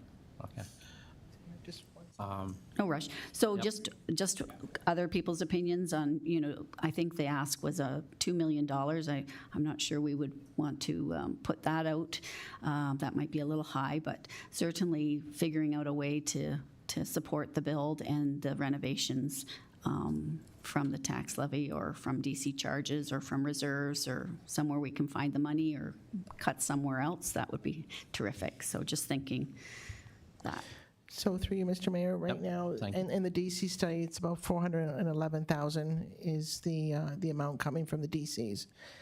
So if we want to put something forward here, more than likely it would have to be debt funding because the facilities reserve does not have a lot of money in there. To the deputy mayor? Oh, wait. Oh, there's a- fine. Yes, so just in addition to that, if we're looking at getting it directly from the taxpayer, $1 million is roughly 5% increase in taxes. No, yeah. So $2 million is going to be roughly 10% increase in our taxes. So quite frankly, at this point in time, I'm not suggesting that we look at adding a tax levy. We've got to look for other alternatives to do the funding. Go ahead to the deputy treasurer. Through you, Mr. Mayor, just a correction. I think the 1%, the amount that you're referring to is 0.5% of the levy. So $1 million is 0.5, so 0.5% of the levy. You're just missing a decimal point. It's up there later in the capital presentation. Yeah. Any comment from the CAO? I saw you reaching for your mic.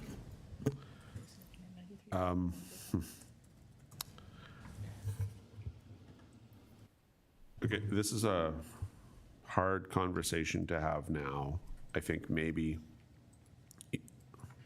well, you have two choices. If you definitely want money included in next year's budget, now is the right time to signal that to us. At the end of the day, whether we take money from development charge, and that's true, and we've done a lot of work in the development charges, and that's coming your way imminently, in fact, this week. But the other reality on that is you've got $1 million every year straight off the top is going into the MCC from the development charges, and you have a timing issue, and are we going to borrow from future DCs, and you know, like there's a whole bunch of analysis within that. There's a conversation that has to start first from a values position, because it's very easy for us, frankly, it's not an acceptable answer, at least for me, for staff to tell you, for me to tell you, well, there's not enough money in a reserve. You decide what we're going to spend the reserve funds on, most of the reserve funds are not statutory. So fundamentally, the savings the town has, how they're going to be used, and what's a priority, that's to come from you to us, not us to you. We do not have a plan, and we do not have funds currently available as set out, but the way our funds are structured are ultimately a result of directions from you and past councils. So if you want, if it's the will of the community that we put money towards that project, give us a number or a range, and we'll come back with a plan, because we are here to be responsive and to give you a practical way to do the thing you want to do. It doesn't specifically have to involve tax increases. It might just involve us not doing some other a roads project or something else, right? Or deferring a public works building for a year, or I don't know. I'm publicly spitballing, but the point is, if you want to move forward on that, all we need is a clear indicia of preference and then a rough range of funding, and then we would come back to you with our best advice. And whether that's short-term borrowing or using money from other reserves or tax increases or other mechanisms, we'll give you the best advice possible. But this has been on multiple agendas, and we've never received a direction. And if you want to give us a direction, we will come back to you with more specifics and some options as best we can within our current financial confines. But barring that direction, we won't, which is why you have a budget in front of you. And this is essentially an ask no different than the community ask we started this presentation with.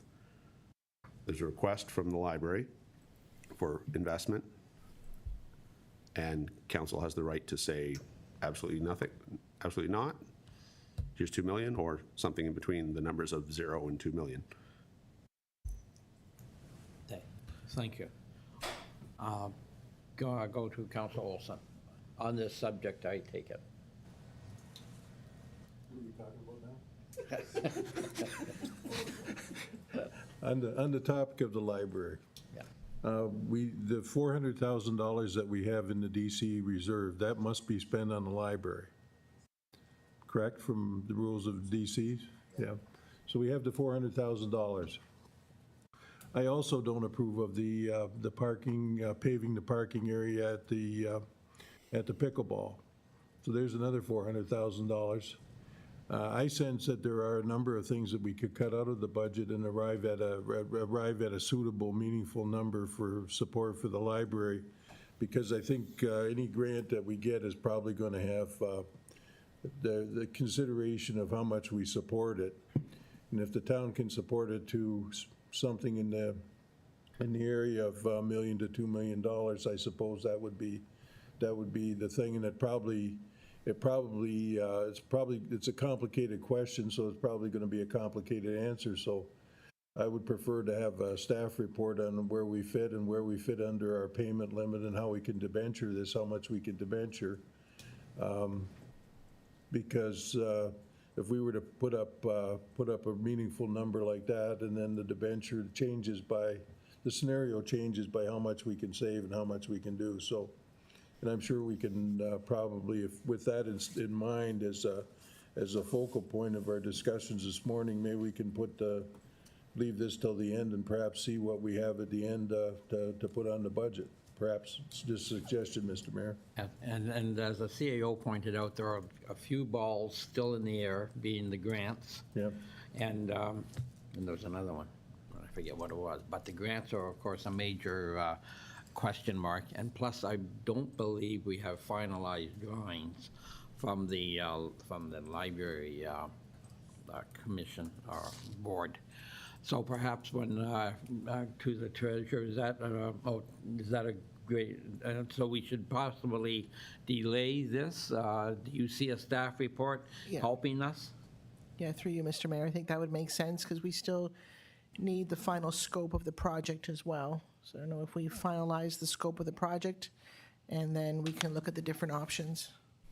Okay, Councilor Nesnick, you brought this up. Is that suitable?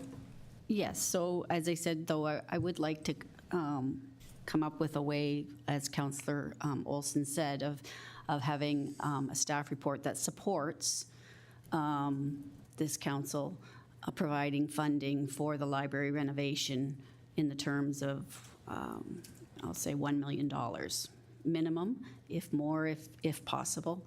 And if you can come back to us with some information on how that would all look and work, that would be terrific, and then we could move forward with that. So, That motion makes sense? so just the part about coming back to support, we get a staff report and then council makes the decision to support. Right. Yeah. Okay, got it. Mr. CAO, any comments? I think you're heading towards something that is workable for clarity or for timelines, if this helps. We come back in December. The next time you're going to consider this budget with, I mean, there'll be a limit to the amount of detail in the report. But fundamentally, the conversation that keeps happening is, well, we'd like to see the final finished drawings, and from the library, a very fair response, we'd like to know how much money there's available, because that impacts the final finished drawings. And both are correct, right? You don't know how much money you have, so how do you design the thing? Without designing the thing, how do we know we're going to fund it? That's a great chicken and egg debate that could go on for all eternity. By the time you're done this process, we'll have an idea of what, if any, cuts you make during the day, and where they are, and if there are things that can fairly or intellectually be reapplied or cannot, depending on the nature of the reserve, the purpose of it, et cetera, et cetera.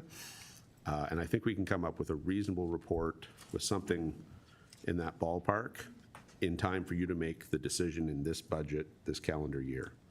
So I think that's a very fair thing, and we'll just listen to the rest you have to say today, and we're keeping track, of course, of the value of increases and decreases to the proposed spending and what that means for the various reserves. And we could, before December is over, have a coherent idea of what degree of support, if any, the community was prepared to offer for the library project, which may well help with those existing grant applications and or future ones. To Councillor Olson's point. Okay, thank you. Any more? Okay. Councillor Olson, any last comments? Yes, Mayor, yes, it'd be very easy for me to look at, say, paving the parking lot at the pickleball. Pickleball parking, library, that's an easy one for me, so. Okay. Thank you for those comments. Any other comments on this issue? I see Councillor Kerr. Yes, I understand the intent. If I remember correctly from the original presentation, that there really was no final costs attached to it when it was presented to us. It was all up in the air. We recognize that, from my perspective, there are some very serious structural flaws that exist right now in that library that are going to have to be addressed one way or the other, regardless of what the final scope of the project turns out to be. My question always comes back, and I found that my understanding also is that there's going to be a capital campaign as well taken to the community to come up with dollars based on the scope, et cetera.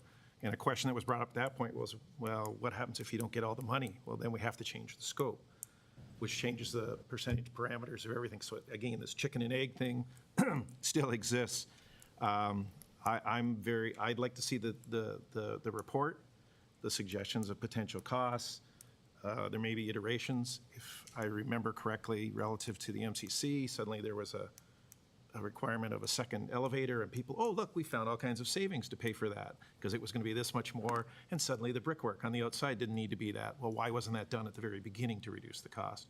Those kind of things stick in the back of my head of if someone's given a certain amount of money, they will find a way to spend it.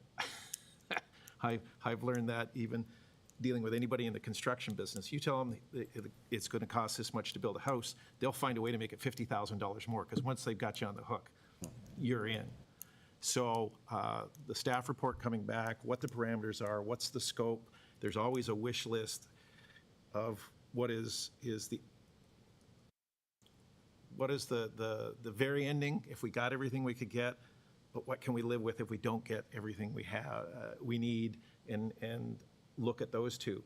The town has to commit to it. The library is a key facility in the town of Pelham. That's a given, and we have to look at it relative to the amount. $1 million versus a $5 million build is a 20% investment, but $1 million towards a $3 million build is suddenly now up to 33% of the cost. So that changes dramatically where you fit in the funding sources. So it's a matter of just looking at it in perspective, and I'm really hopeful that these are brought in the staff report that we can look at pragmatically. And it's not that we're not supporting the library, but we also want to make sure that it's the best for the library within the financial parameters that we have available to us. Again, remembering we've committed to the fire hall. We've got some real big costs coming along with it. So the dollar values, we have to look within those ranges as well to make it palatable to the taxpayer, because it's one pocket that it comes from. And when I see what's coming from the region for costs to the taxpayer, I'm shuddering. So it puts me in a position, because there's only one pocket. It's the taxpayer, and we have approximately 7,500 ratepayers that pay into this. So you have to start working the numbers backwards from there as well, at the number of ratepayers that come into this. I wish we had more industry in Pelham, as much as people hate it, because it would help us dramatically. Thank you. Okay, thank you, Councilor Kerr. Knowing that we have a staff report coming sometime in December, any other comments? Councilor Olson? Yes, my question is another library question, Mr. Mayor, and it's to do with item number 1, the concrete and asphalt repairs. We know we have water problems at both libraries because collections that are in the basement are getting soaked. Is this where that would fall, or do we have this under an operating budget? Repairs to find the root cause and to fix that in both places? To the director? Through you, Mr. Mayor, no. The budget item FAC 0125 is for doing asphalt repairs and concrete repairs to like sidewalks, landings, parking areas, not structural foundation type work. Okay, so where does that fall? Do we have we budgeted for that? To the director? Through you, Mr. Mayor, so as part of the library renovation in Fawn Hill, that would be taken care of.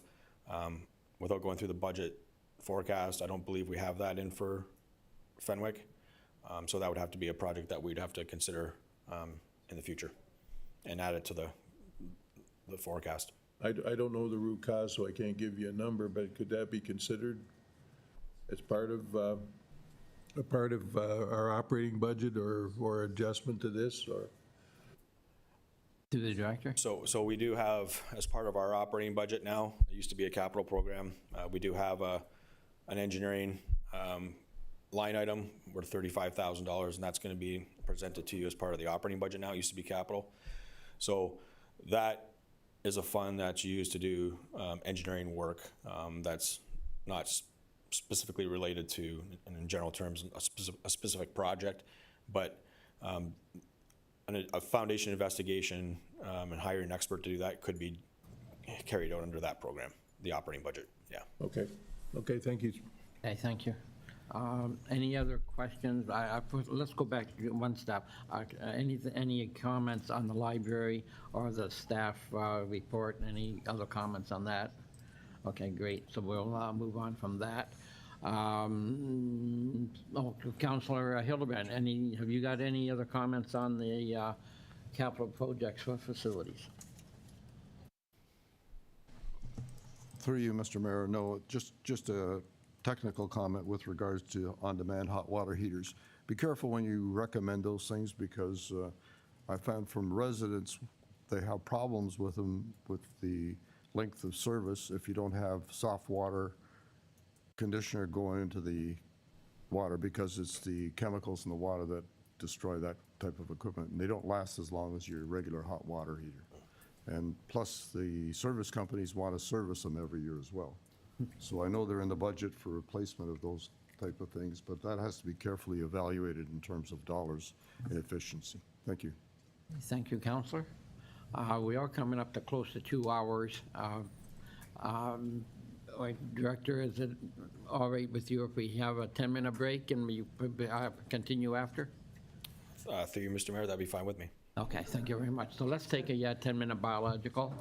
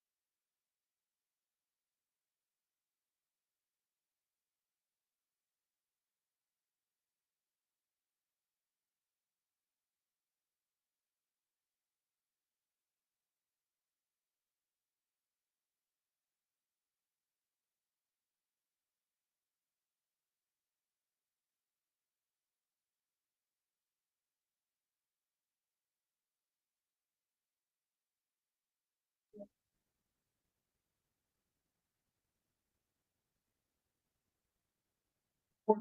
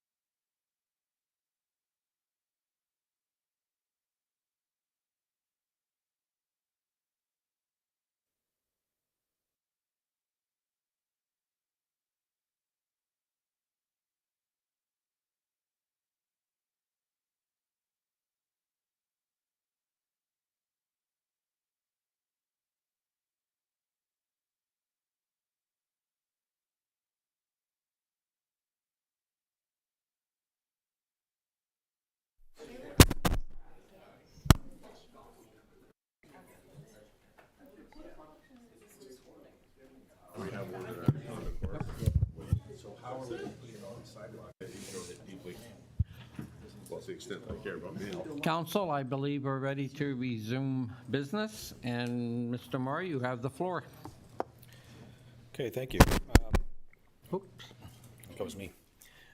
So next section is the roads capital projects. It's the largest capital expenditure that, from a capital perspective, that the town has.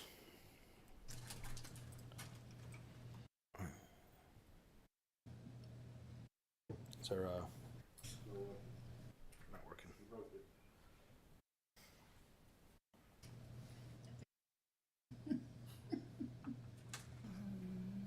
Fun fact, I realized during reviewing this presentation with our supervisors that that's actually Dave Nichols installing a culvert when he was part of the roads crew. No. On the culvert installation, the picture on the top left, that's our supervisor of beautification, Dave Nichols. He's part of the, when he was part of the roads crew, yeah. Okay, I'm not sure why it's not sharing here. Why is it- Is that okay there? Yep. Okay, so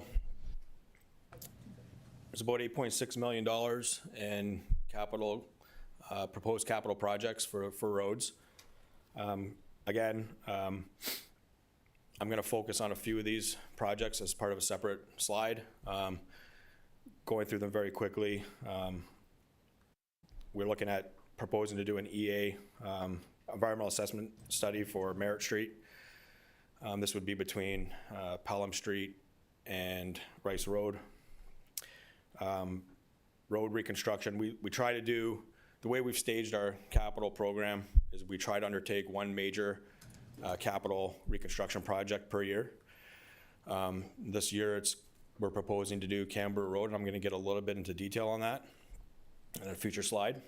Our concrete repair and replacement program, it's an annual program. Our culvert replacement program, that's an annual program. Road-based and surface repair program, that's for doing patching of our roads and smaller type paving jobs. Again, that's an annual program. Station Street extension south of Port Robinson Road. So this is a project that's going to be completed and undertaken by the developers at Forest Park. And this is basically a cost-sharing exercise for us. So we're responsible for a portion of those costs, and we won't be undertaking the work ourselves or managing it. That'll be done through the developer. Our road rehab program, we've made some good strides in that, focusing on the rural roads. Again, this is an annual program that we do. Stormwater facility maintenance, if you recall, there was a report that was brought to council with respect to the condition of our stormwater management ponds. At that time, it was suggested that we spend $300,000 per year, $200,000 to $300,000 per year. We were very successful this year, completing a stormwater management pond upgrade at Timber Creek, and we're hoping to get 3 more ponds completed as part of the 2025 capital budget.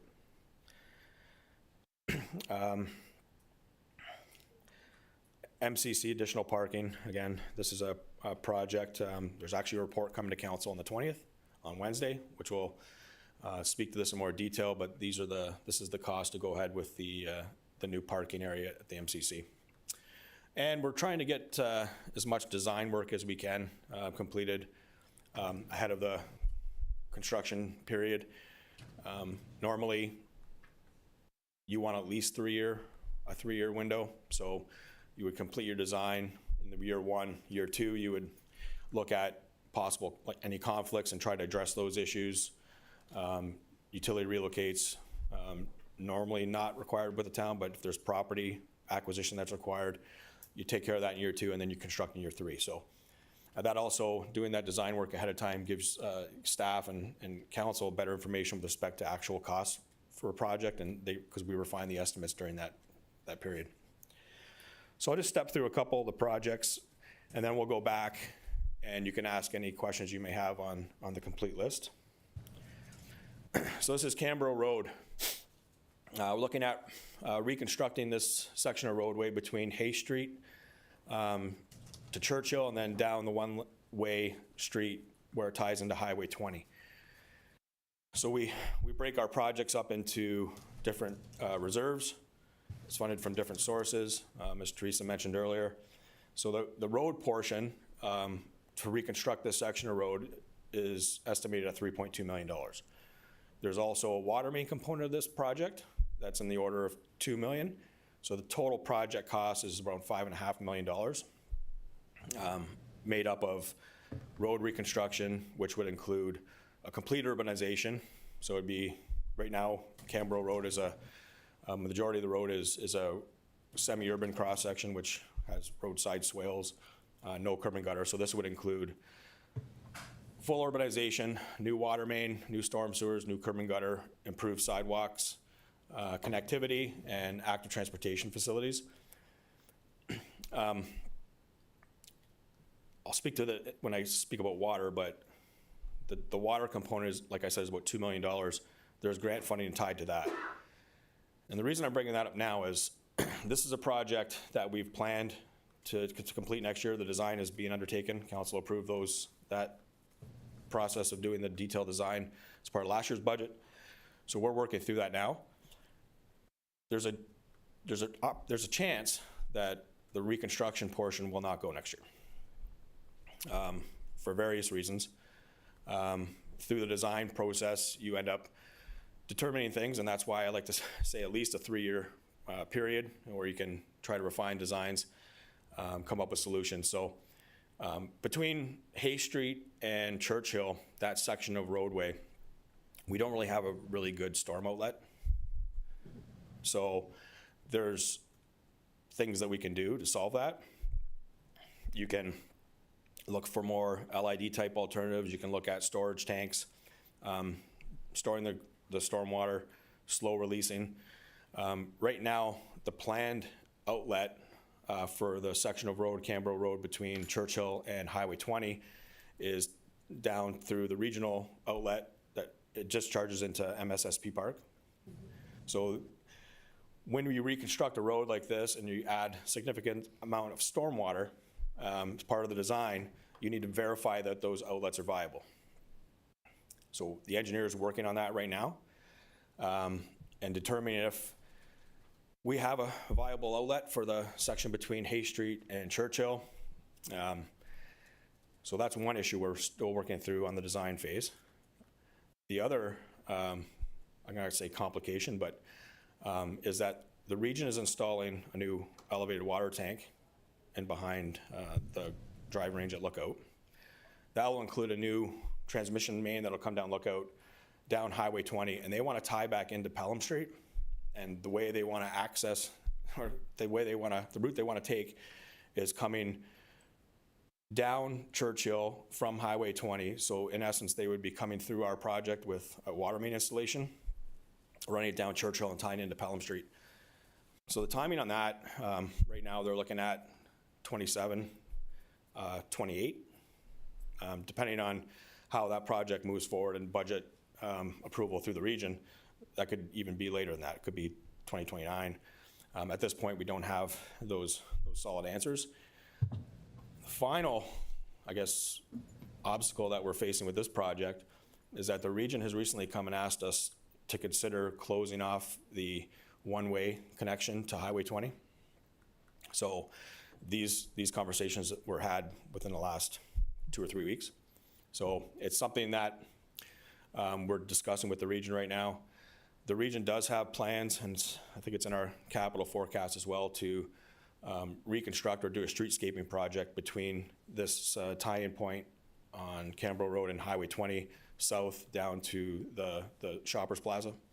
So there is plans from the region to do some work there and improve that corridor, and this would kind of tie in with that project. So the long and short of it is, this is the project we had planned to move forward. Like I said, there's a water main component. We do have grant funding on that. In the event that Canberra Road, the reconstruction part, can't go next year, we would still continue with the water main installation.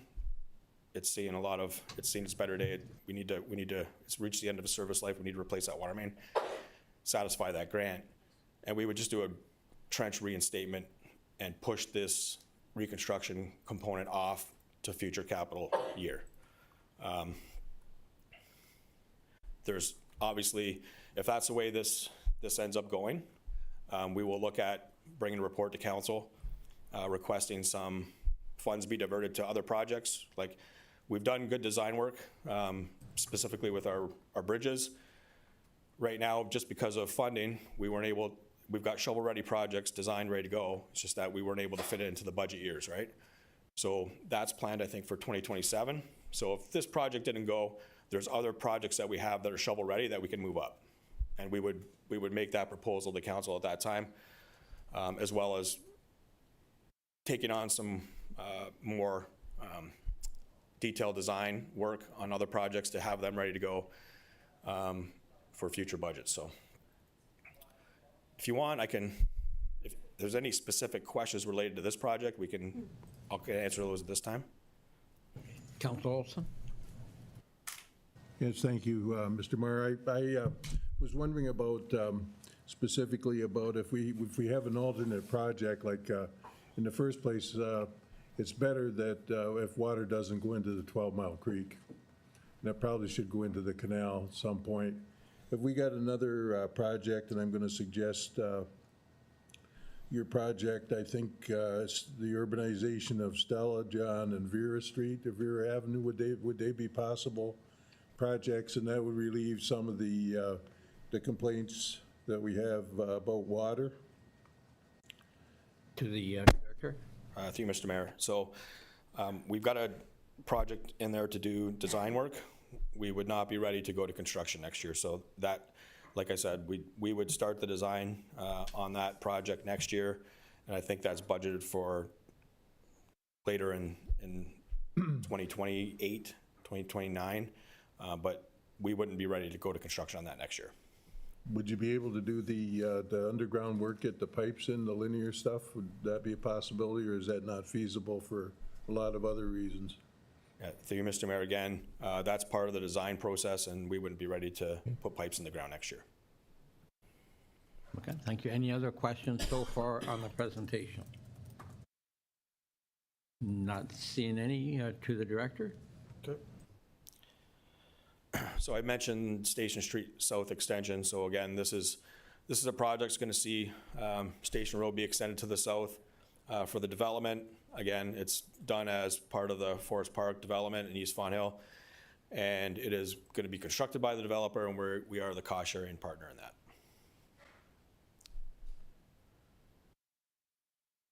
Our road rehab program, again, when I started here, I think we were investing about $550,000 a year into our roads.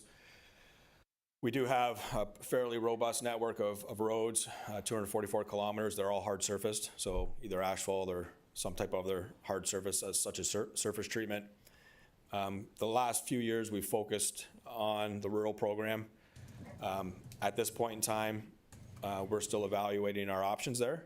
Most likely, it will probably be a rural program again, but this would also cover off any asphalt paving tenders that we would do to, and not just the, we've got $300,000 that's slated for the patching areas, so that's just small patchwork. And eventually we'll have to do some work with the more of a resurfacing type program in the urban areas. So we don't have those answers yet. We're working through those, and engineering staff work very closely with our operations staff to determine those, what best candidates there are. We rely heavily on the pavement condition study that we complete every 2 or 3 years, and that gives us a lot of information with respect to where we should invest the dollars. So, before you go any further, if I'd just like to comment, I'd like to commend this council and staff. You actually have to drive around the town to find a bad road anymore. The rural roads have been, it's amazing how much work has been done on them.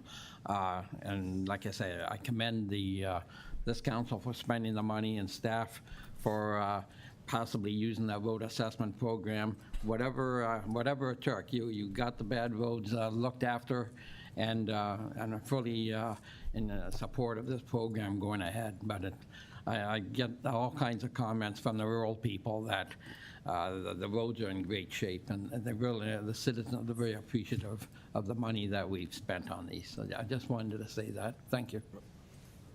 Any other comments so far on this presentation? Councilor Eckert. Just a quick question, and I think I've asked you this before, but remind me. The project going ahead on Station Street, that is, the developers are doing the bulk of the work, let's say, co-project. How does that affect our future plans for College and Emmett? When we're ready to do those, are we going to easily be able to hook into that, or what's the process there? To the director. Through you, Mr. Mayor. So the town, we're currently undertaking detailed design work for Station Street reconstruction, and that's between Port Robinson Road and Highway 20. And that design's being completed now. I think it's in the capital forecast for 2027 or 26 to be reconstructed. I think it's 26.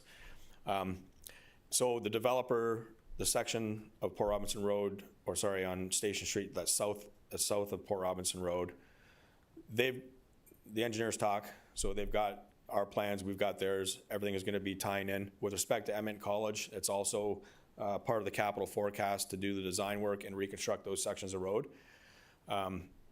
That's actually a project that I would bring forward to accelerate in the event that Campbell Road doesn't go. I would be looking to get some funds diverted to doing the designs on College and Emmett now. So we can also, when we reconstruct Station Street, that all ties in together and set us up for a future capital program. Councillor? Yeah, I like that way of thinking because if you know, you might as well get it all done at the same time.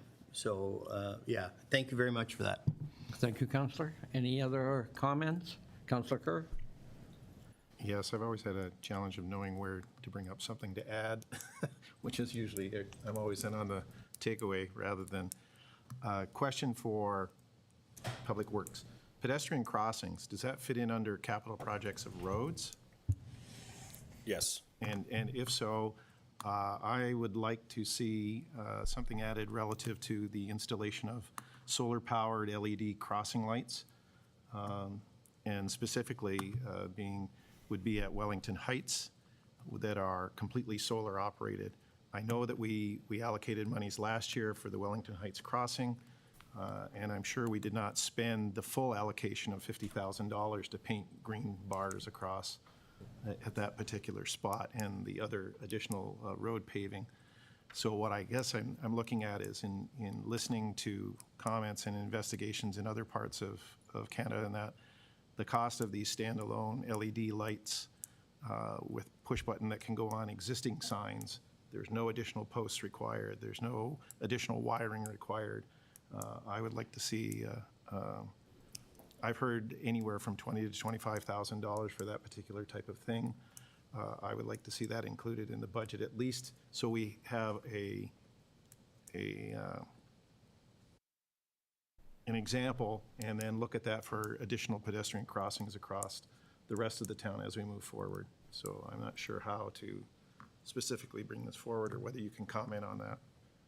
So I'll go back to the director. I believe we had that, I happened to be at that discussion at the region between their Frank Gazone, and are they not putting, and again, this was because of comments from Councilor Hildebrand, did the region decide to install solar crosswalks on Pelham Street, or is that a decision that hasn't been made yet? I mean, do you remember that conversation we had about a month ago? Yep, through you, Mr. Mayor. So that's part of those two crosswalks you're speaking of are part of the Pelham Street Phase 3 and Phase 4 project. Those were, those types of installations are designed by the region, and they're constructed as part of our works. They were originally designed to be hardwired, I guess you'd call it. We've made the adjustment, and they will be solar installations, and they are expected to be put in place next year. And then going back to the Wellington Heights, is that somehow or other the region got involved in that also because of the hard wiring, said we shouldn't spend the money. Do they have a say in Wellington Heights, or is that strictly our doing? With respect to the Wellington Heights crossing, they would, if we were asking them to do the design, they would have input on how that is done. I know there was a lot of overhead issues with exposed wires, stuff like that. So the answer to the question, in the past, the region has been involved with the design of that crossing, and they made recommendations with respect to what should be done there. But there's nothing saying that the town couldn't, on our own local roads, couldn't go ahead and do other installations.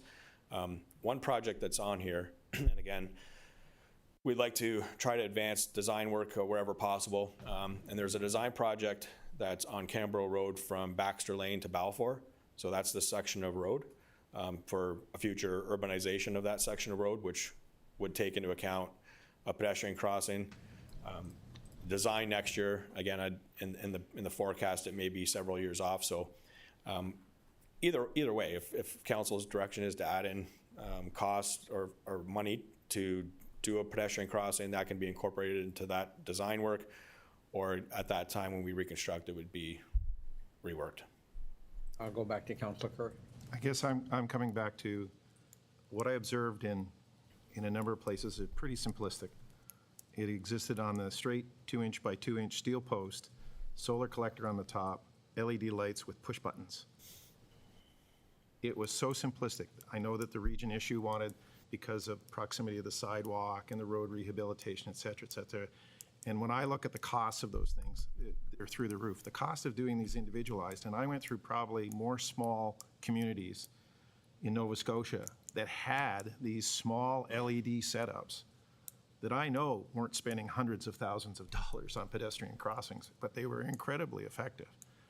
My request was to look at something that could be mounted on the existing post, no extra wiring, solar powered, they exist, and my belief is that from the carryover from what was not spent from last year would easily pay for something like that. And I believe the proof of it being in place in 2025 would give us the advantage of a whole bunch of other potential pedestrian crossings in the town that would benefit from similar technology at a very low cost with incredible safety added. And I would believe it also would enhance in traffic calming for speed once those lights are in place, because we have noticed that the speed measurement indicators, as mentioned by Ryan Cook, the numbers of people that have slowed down on Canberra Road going through Fenwick is very dramatic of those, and I believe that the LED lights would add to it. So I would just like to see it added to the budget.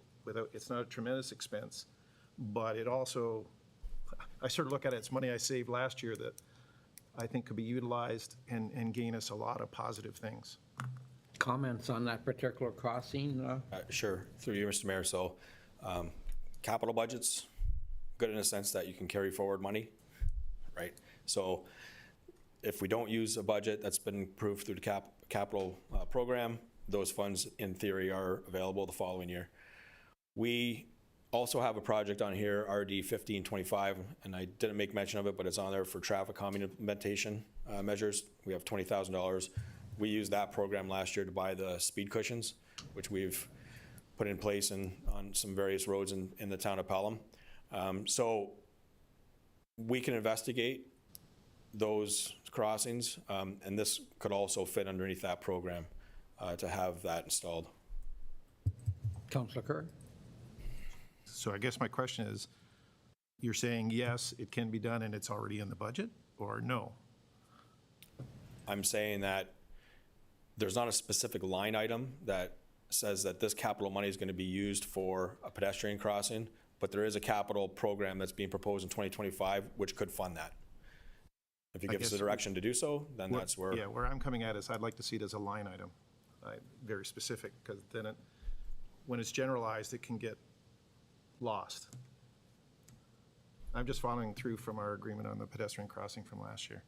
To the CAO? Well, possibly to help everyone accomplish their respective goals. I suspect someone can say how much money we have in that reserve. Assuming we knew the answer to that, I bet Mr. Marr could propose an appropriate number to do the project the council is referring to. And if we know that we have enough money in the reserve and we know the price of it, there's a pretty simple motion to be brought that would guarantee the project be done and not specifically cannibalize the other things I think Mr. Marr is implying should be left to his own devices. And given that Mr. Marr's ultimate responsibility for traffic in the town, he will go, he will use evidence to guide his spending. If you want a specific outcome, we just need to know if we have enough money, and if so, a price suggestion, and then a motion based on that to definitively accomplish the goal, as opposed to leaving it in a general pot wherein it may or may not be accomplished in the coming year. So that starts with corporate services if they're able to. To the treasurer, is there money in? Okay, through you, Mr. Mayor, I'm just wondering, how much are we talking here? Look, what's in the roads reserve for 2025? Oh, okay, but it sounds like what the Then director... Mr. Marr answers how much he thinks it costs. Okay, the Director of Public Works says he thinks he has the money right now in 2025. So then I'm saying, yes, we have the money. Is that what you're saying, you have the money? The problem with that is that in a budget process here, you then end up in a fight in a ward versus ward and a street versus street and Okay. Mr. Marr is left supposed to prioritize based on evidence where he goes and does his spending. So if I there's a would say, specific- we have the money. Like, it sounds like a small enough project that we would have the money out of the roads reserve. So do we want to add a specific line for that? Why don't we just have Councillor Kerr bring a motion that if there's money in the reserves, he'd like to see this program move forward?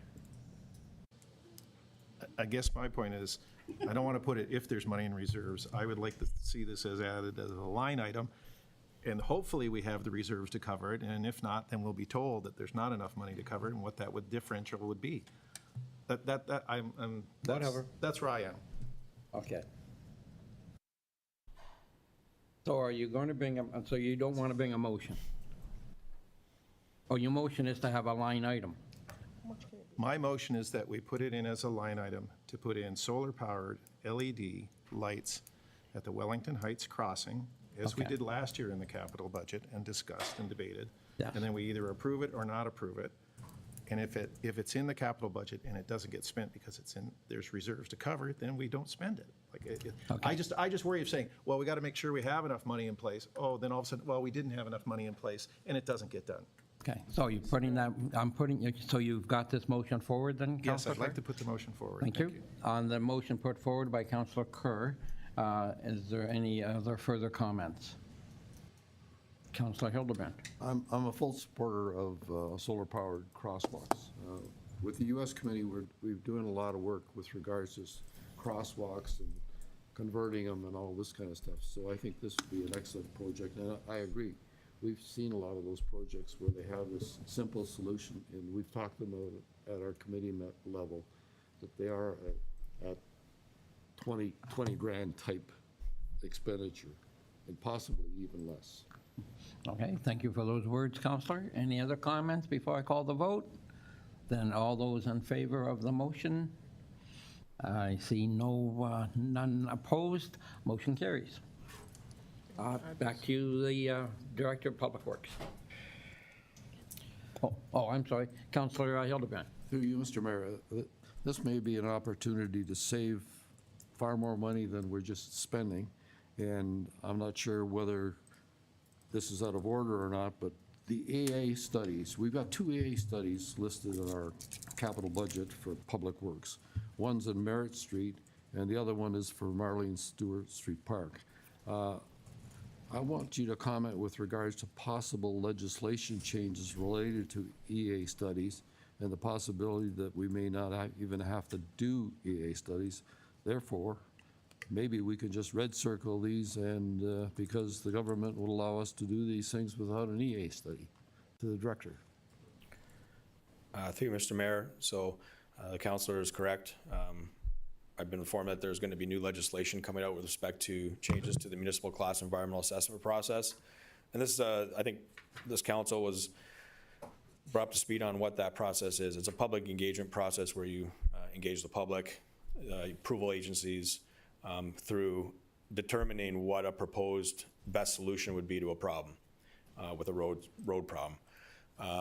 Usually for roadways, if there's an increase in expansion of the facilities in terms of lanes, that type of thing, it triggers environmental assessment studies, and in the past it's based on dollar values. So Merritt Road reconstruction will be a fairly large project for us in the forecast.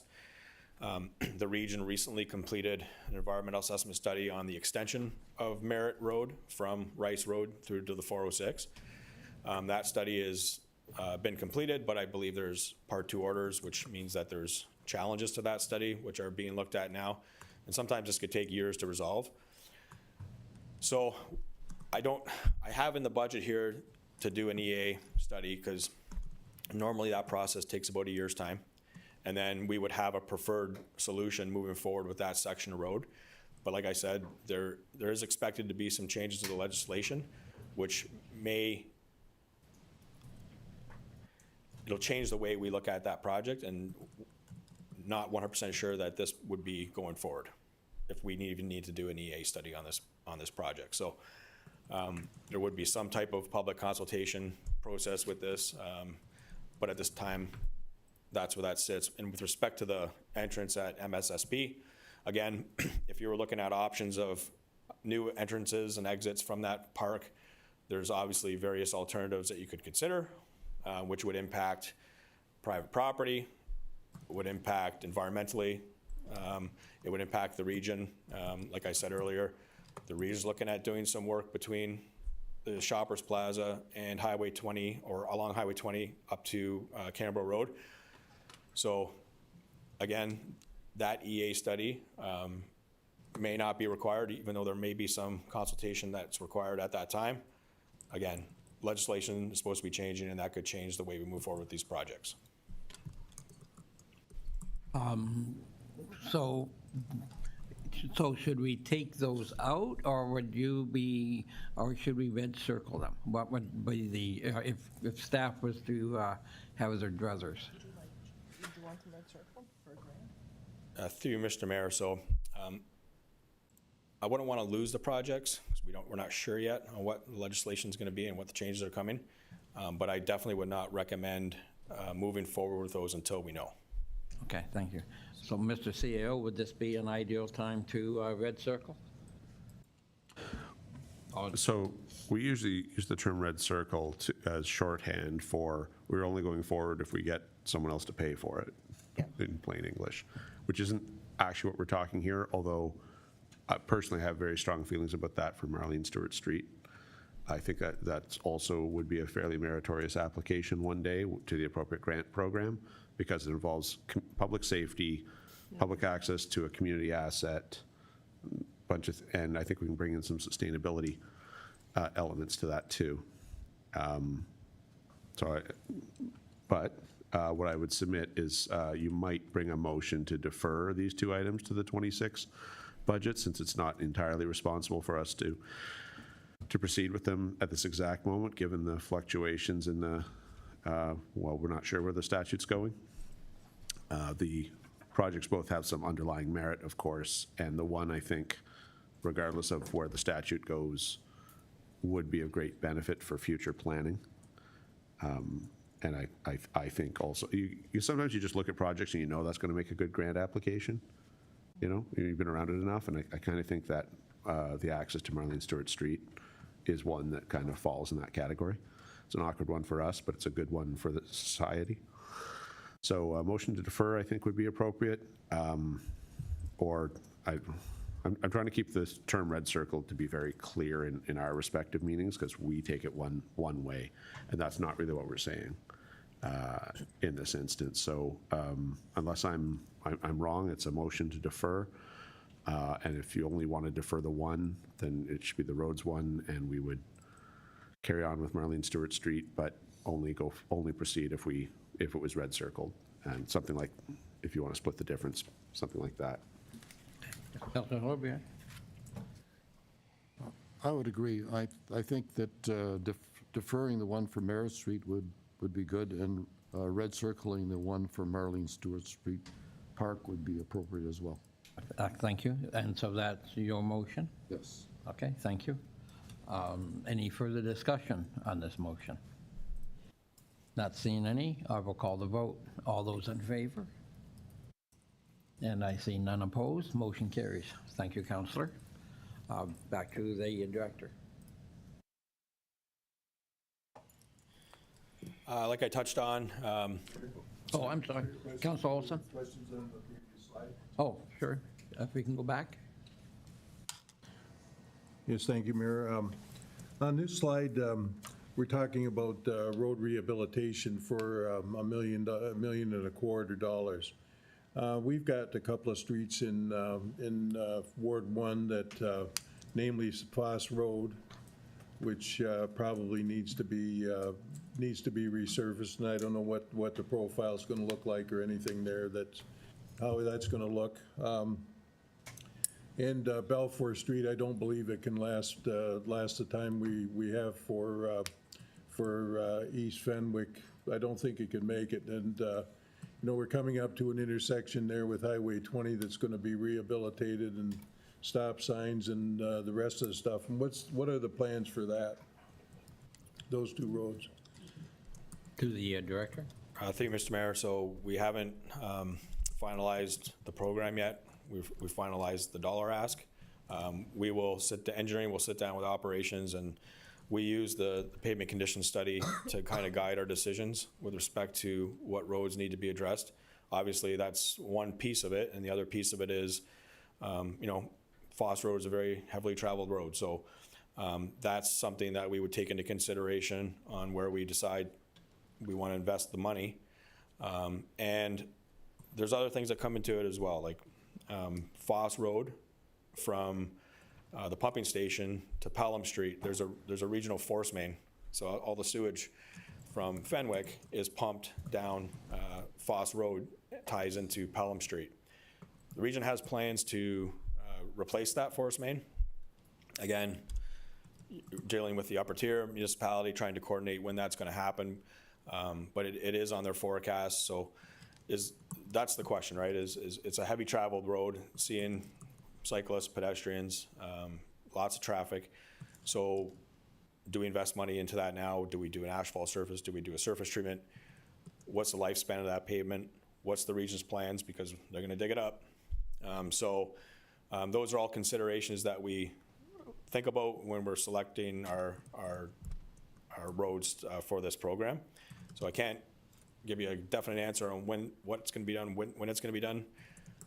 But those are all things we take into consideration, and we will take into account your comments with respect to Foss Road and Balfour. Yes, thank you, Mayor. And there's no question in my mind the process that we have is working well and is producing good results. Because as the mayor said, the roads are a lot better, the rural roads. I have a couple of questions too about, I guess if I go back to your slide there on the capital projects for roads, the feasibility study for the connection with Fenwick and Fond Hill. I guess I'm not ready to give up on that because I think there's a lot of possibilities there, and I think even if we started off just linking some of the portions that we have on sidewalks on Canberra Road, I guess we're probably not going to get around the hill on I forget where it's called, but the one corner where it narrows down and we got the hydro poles and everything up to the road and all that stuff on the hill anyway. So, but can we link up some of the sidewalks to start to develop some kind of a linkage between, say, Ridgeville and Pelham Center or whatever it's called there at the old town hall, and maybe get beyond that, and as a project that maybe not take 1 year, but maybe take 3 years or 4 years? Is there something we can do there to link some of them up? To the director? Through you, Mr. Mayor. So this particular project was red circled, I believe, pending grant. And that study was to look at, in more detail, a possible pedestrian connection between Fond Hill and Fenwick. There are projects that are being currently worked on. For instance, council approved money to do design work on Effingham between Highway 20 and Canberra Road. That will include a pedestrian sidewalk on the east side. So by nature of that, there will be a pedestrian connection down Highway 20, Effingham, and tying in with Ridgeville. Yes, there are areas, there's gaps that could be filled in with sidewalks, and we can look at opportunities to do that. Normally, our concrete repair and replacement program, our annual program, shown here, the third line down, that's reserved for repairing and replacing broken sidewalk panels throughout the town. So if there was a large section of roadway where we do a fill-in for sidewalk, then that would have to be a separate capital program we'd bring forward.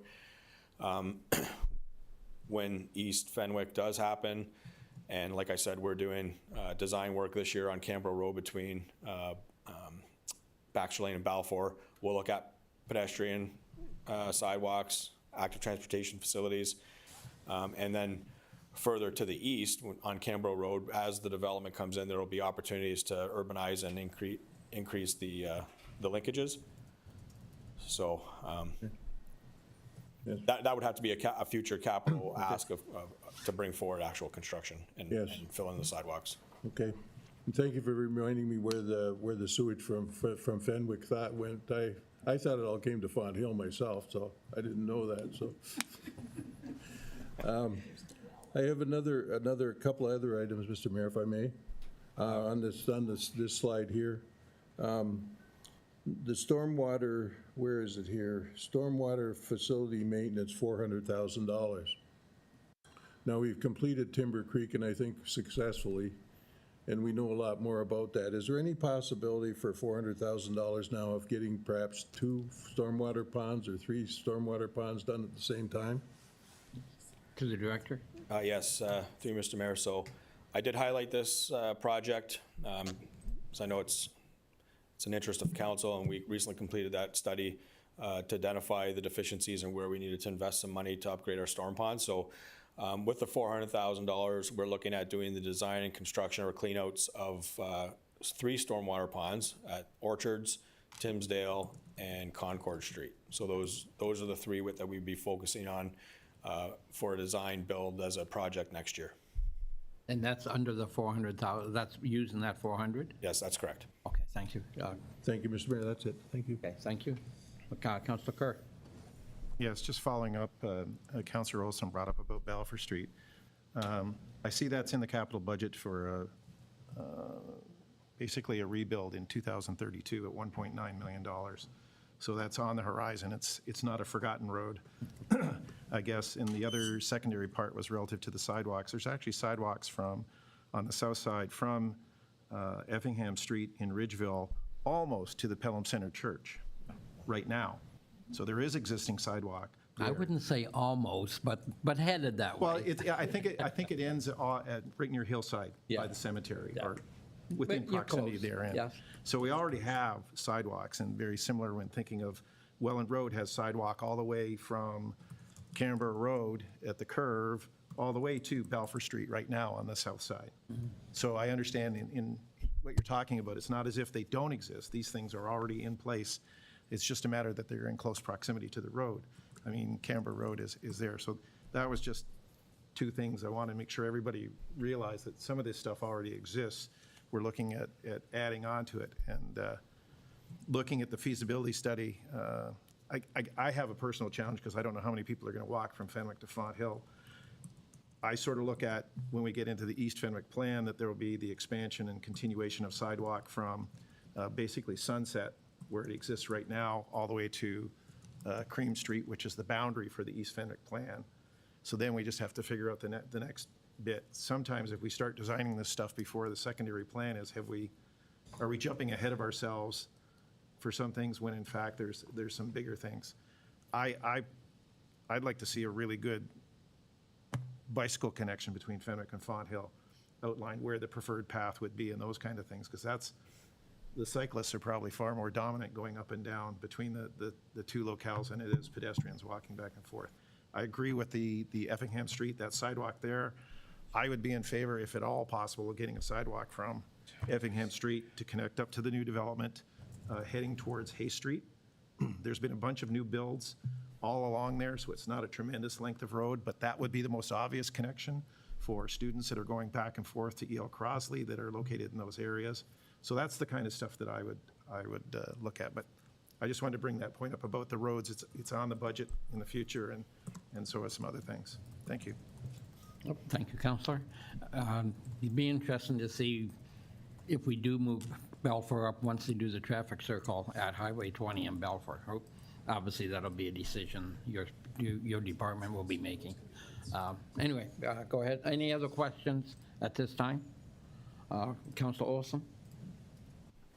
Yes, Mr. Mayor, when we had the official plan meetings, we heard a lot about drainage and things, and the issues, and I kept a list of them: removal of debris jams and fallen trees, identifying significant slope destabilization in the channels, identifying overgrowth impeding the culverts, repairs to collapsed culverts, cleaning out significant sediment buildups, and culvert replacement as necessary. That was a list that I created from just talking to people. at the various meetings. How are we going to handle that now? Because I think we're starting to see where water and weather is going to be the biggest climate problems that we have, and maybe it's not going to be too much water, but drought. Perhaps. How are we going to deal with that now? To the director? Through Mr. Mayor, so yes, there are a number of drainage issues that exist throughout the town. Some of that is maintenance and operational dollars that would be done to maintain and keep those culverts clear. We're also recently now responsible for giving approvals on consolidated lineal infrastructure, being storm sewers and sanitary sewers. We're currently working to develop operational and maintenance plans for sanitary sewers as well as stormwaters. That project will expand from the stormwater perspective, look at all our culverts, all our roadside ditches.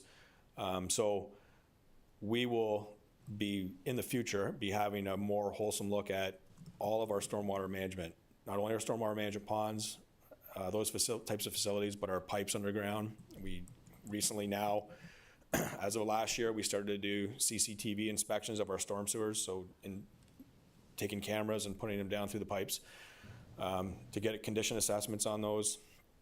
It'll be integrated with our asset management plan and the condition of those storm sewer pieces of infrastructure. So the bottom line is that it's going to be a mix of, we don't have, a specific capital project related to those other than a few here for culvert replacements. You can see that program's geared around replacing bigger culverts that we can't do operationally. It's above our capabilities and our resources. So, but we will be through the CLI-ECA maintenance obligations, we will be looking at those, doing investigations, keeping up-to-date condition assessments on all those facilities. So I'm not sure if that answers your question, but. Yes, thank you for that. And the other one was the MCC additional parking for $850,000. Is that, didn't that have a circle around it depending on if we sold the property at the MCC, the other property, the remainder of it? I can take a shot at it. Yep. The report was supposed to go last council, the last council meeting. Due to reasons, we had to push that till this Wednesday. So there will be a report coming to council with respect to options on how to fund that parking lot construction. So right now it shows in the budget as a complete item, and then I guess on Wednesday there'll be options and opportunities for council to ask us questions on how we deliver and how we fund that project. To the CAO? The major distinction is for council to decide to simply proceed with the construction of a new parking lot and have the town self-finance until such time as the property is sold, or to put the property, the portion of the property up for sale and wait for the resources and then to pay. So it has to do with the timing issue and what calendar year you'd like to see construction done. But really, it's a cart before horse or horse before cart. There are arguments in favor of both, and you will make a decision on Wednesday, and we will behave accordingly. So we drafted this thinking that decision would be made prior to you getting this, but life is what it is. You'll decide this week. So the good news is you have complete control over that, and that will answer that question 48 hours from now. Councilor Olson? I can wait. Okay, thank you very much. So Councilor Kerr, in conversations that you and I have had, I would direct a question to the director. Is there any way we can have in the budget, obviously there is, of doing yearly maintenance looks at municipal drains? Whether it be one every 2 years, so that they don't go and get grown up, and then we do it once every 10 years, we get a massive bill. What's your thoughts on doing something like that, either on a yearly or every other year situation? through you, Mr. Mayor, so speaking as drainage superintendent for the town of Pelham, we're taking a look at the condition of our municipal drains. There was a study completed, I think, back in 2015, where there was a condition assessment done on our municipal drains. I don't think they were the greatest at that time, and I think there's opportunities to look into doing another wholesome investigation on what the condition of the municipal drains are. And then, depending on how you proceed, other municipalities do proactive maintenance and schedule the clean out of municipal drains on a rotating schedule, and that's something that could be done. Right now, we focus basically on a reactive type measure where if there's a drainage issue comes to our attention, we will go investigate and then determine if there's repair work or clean outs that need to be done.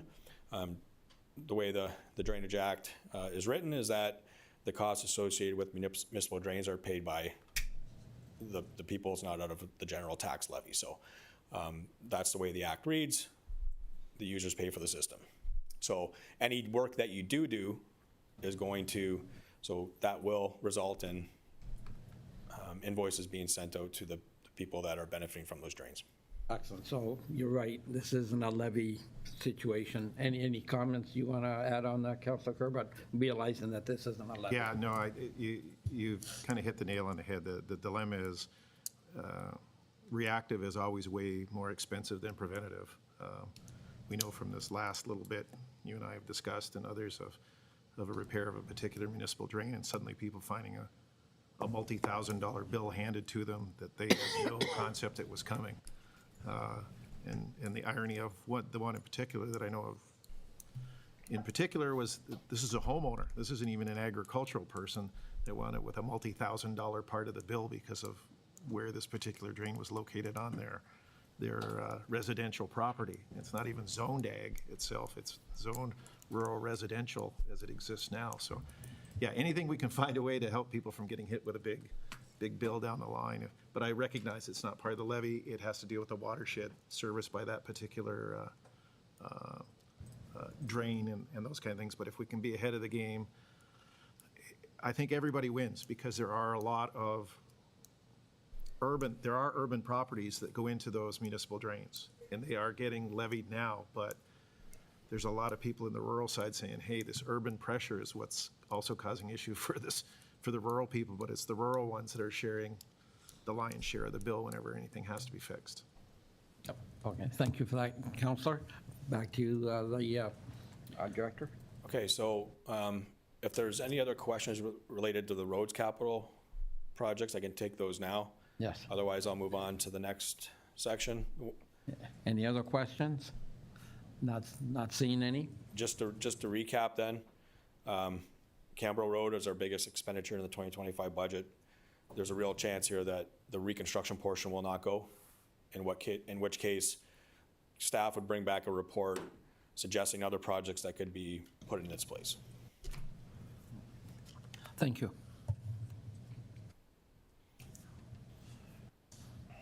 Okay, fleet. So we have a number of pieces of equipment. A lot of them are stationed out at Public Works Yard, Tice, but we also have fleet in other departments as well that we service. About 80 items, and they're serviced by one fleet technician.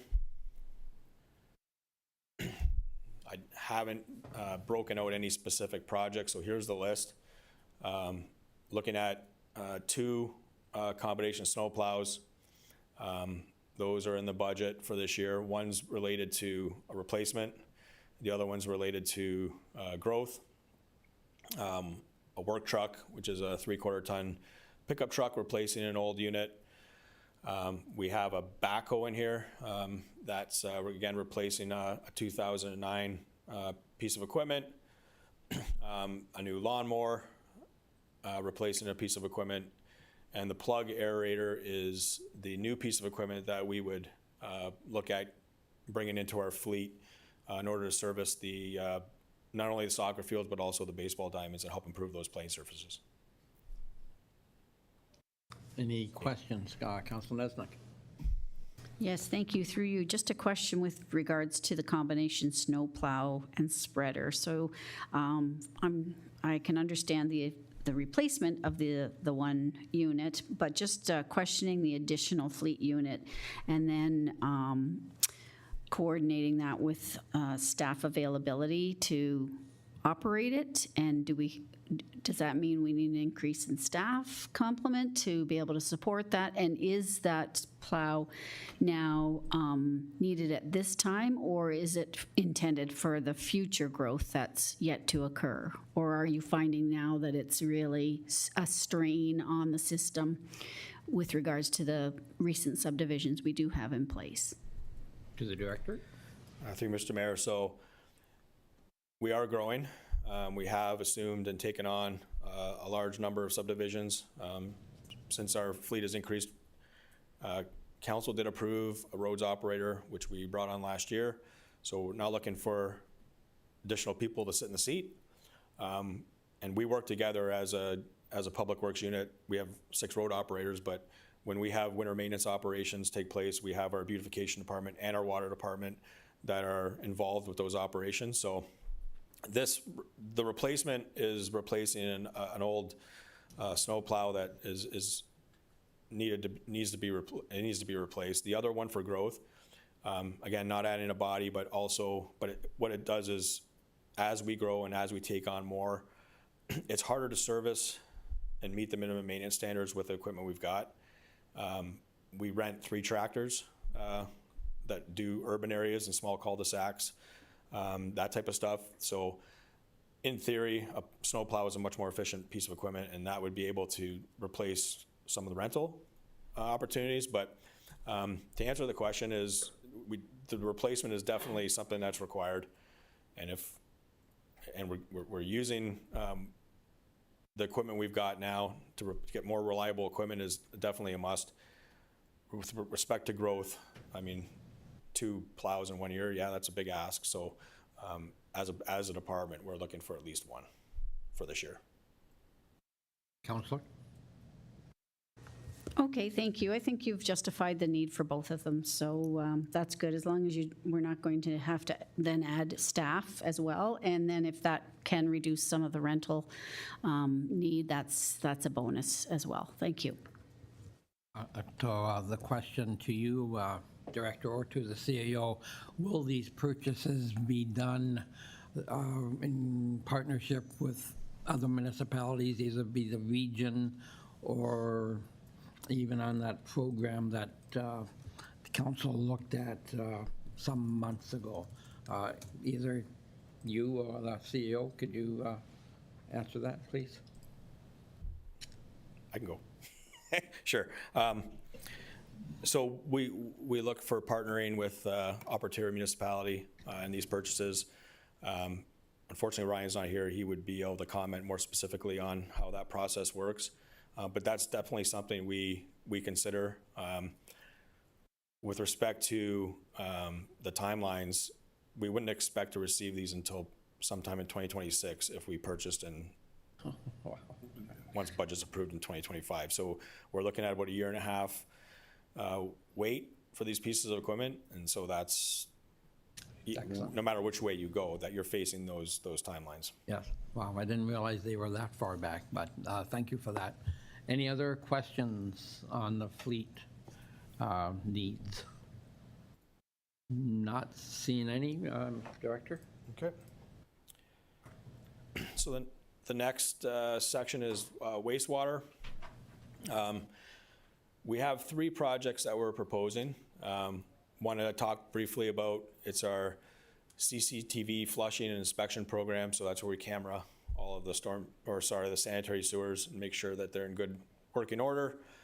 It also helps identify areas, deficiencies, and things that we can complete under our sewer capital construction repair project. So just to give you some little bit of insight, when we do a main lateral replacement up to the property line, some of those can cost as much as $20,000. So with the $60,000, it's an annual program that we do, we probably get 3 repairs done on broken sanitary laterals. And then the other project here is again, trying to keep with the idea of having shovel-ready projects and being ready. This is a design assignment to include sanitary sewers on Maple Street and Memorial Street in Fenwick. So there's currently a project that's a development project which is planned at the north end of Maple Street. It will have its sanitary sewer come to a pumping station, and the pumping station then pumps it up Maple or south on Maple to the point where it can tie into the gravity sewer and then run to the south. So this project is to do design work to design a sanitary sewer system, which would cover the majority of Maple Street and Memorial Drive all the way from Balfour to Maple, with gravity sewers back to the pumping station. The pumping station has been designed for that. And then obviously all that sewage would be then pumped south to the gravity sewers.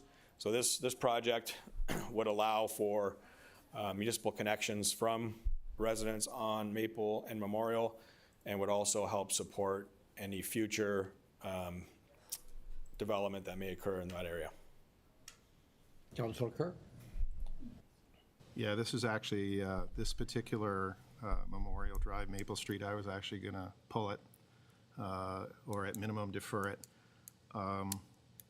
Living on that, and I'm personally part of that section of the road, and know virtually every householder along Memorial Drive, as well as Maple Street personally. Part of the rationalization behind this was, well, they're on septics. All of these people, their septics function. They're all working. They all have access to municipal water right now. So it's not as even if it's a potential health issue relative to them. The third part and the reason to pull it is that we had in the budget previously to put in a pumping station, and it's not existing anywhere in our budget process in the short term. So, and I don't see Oak Haven, because I live literally next door to it, I haven't seen anybody even physically on the property for so many years. That thing has sat forever.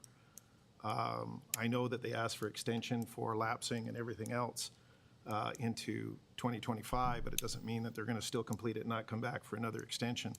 I just think this is putting the cart before the horse well in advance. As well, Memorial Drive, for a lot of those people, there's very few dwellings on the north side of Memorial Drive. In fact, it's agricultural land for a significant portion, and if you drive it right now, there is temporary greenhouses built, there's orchards, as well as about a 20-acre, actually about 18-acre property that goes on Maple Street and comes up Memorial Drive with a single dwelling on it. So I just think we're ahead of the game on this particular one. That's my, I personally believe this could wait until next year to do a potential design, because it's all predicated on Oak Haven being built. Until that time, there's no demand. That's my view. To the director, I know that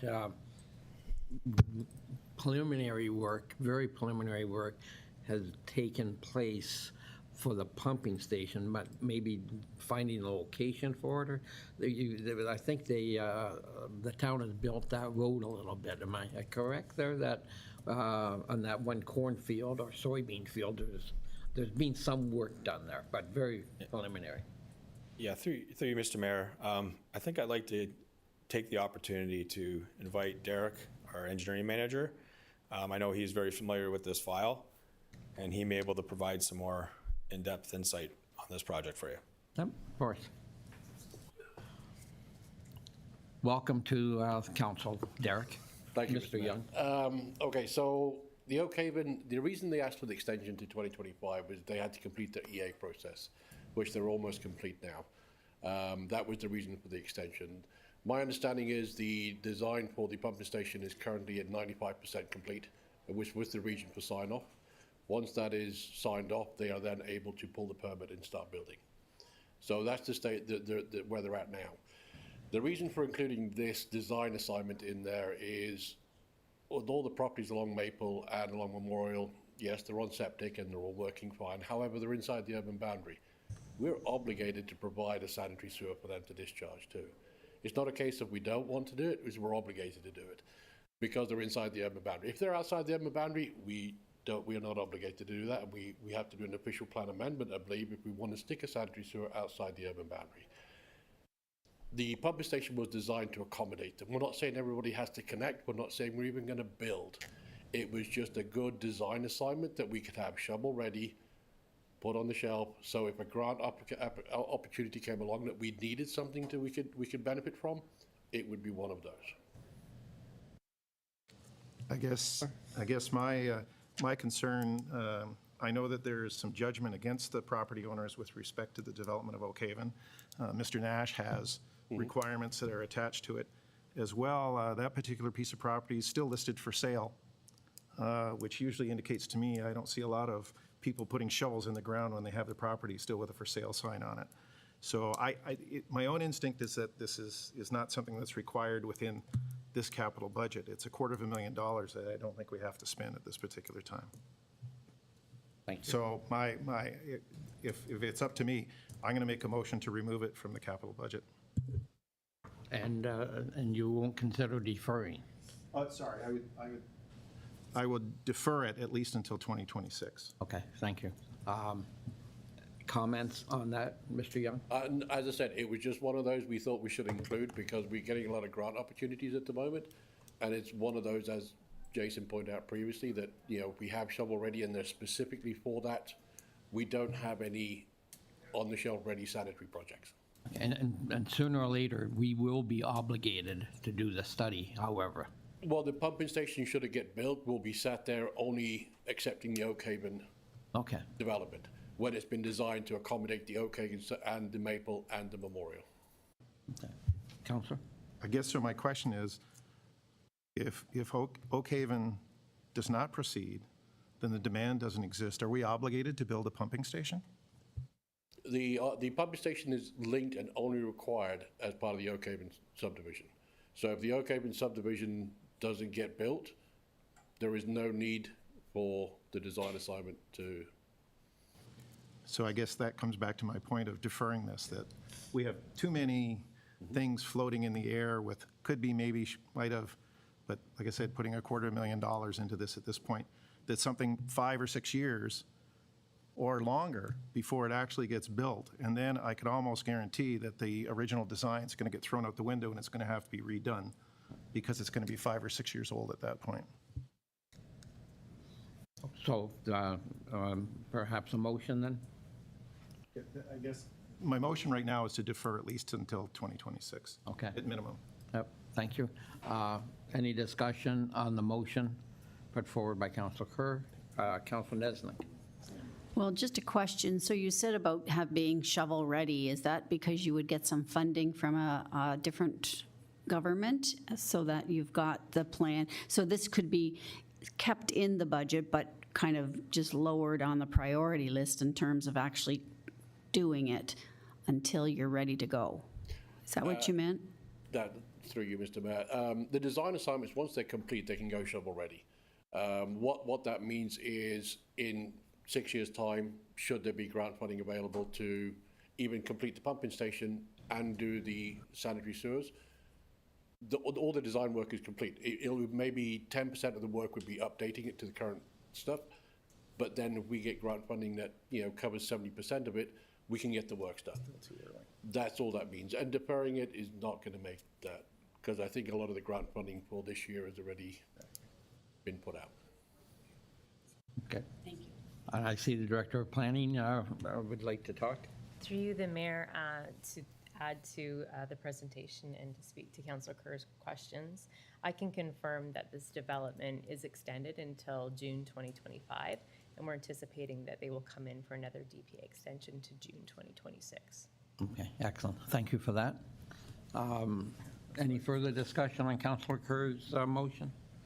Not seeing any. All those in favor of defer and any opposed? Well, motion carries. Thank you. Thank you, Mr. Young. And back to the Director. Okay. So we'll move into the water projects now.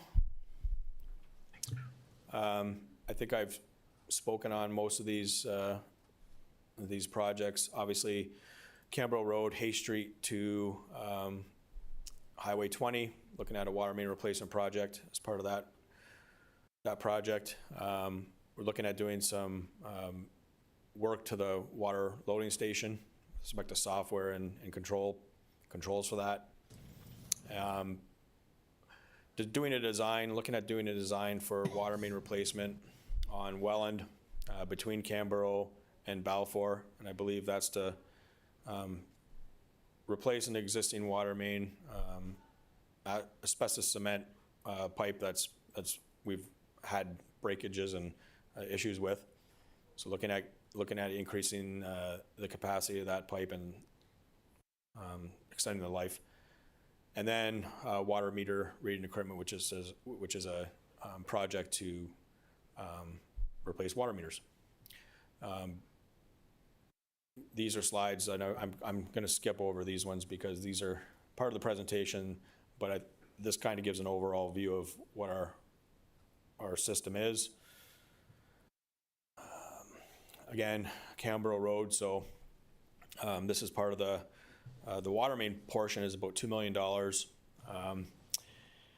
It's replacing an existing water main that was identified as part of our DWQMS system as needing to be replaced. We've also been the beneficiary of a grant for this project. So a large portion of this actual replacement is going to be provided by the grant, and 33% from the province and 40% from the feds. So that's our water main program for this year. Any questions? So I remember this grant, we've had this grant quite a while, haven't we? Because we had a photo op with Sam Osterhoff. Was that, it seems like it was 2 years ago. Was that another project, or is this the project? No, through you, Mr. Mayor, you're correct. So we've had the grant for several years now. The work was to be completed, I believe, by 2026, the spring of 2026. The grant also covered a program we're actually in construction right now doing. It's the water main replacement on Strathcona, Daleview, Mute, and Pinecrest. So that work is actually being undertaken this year as part of that grant.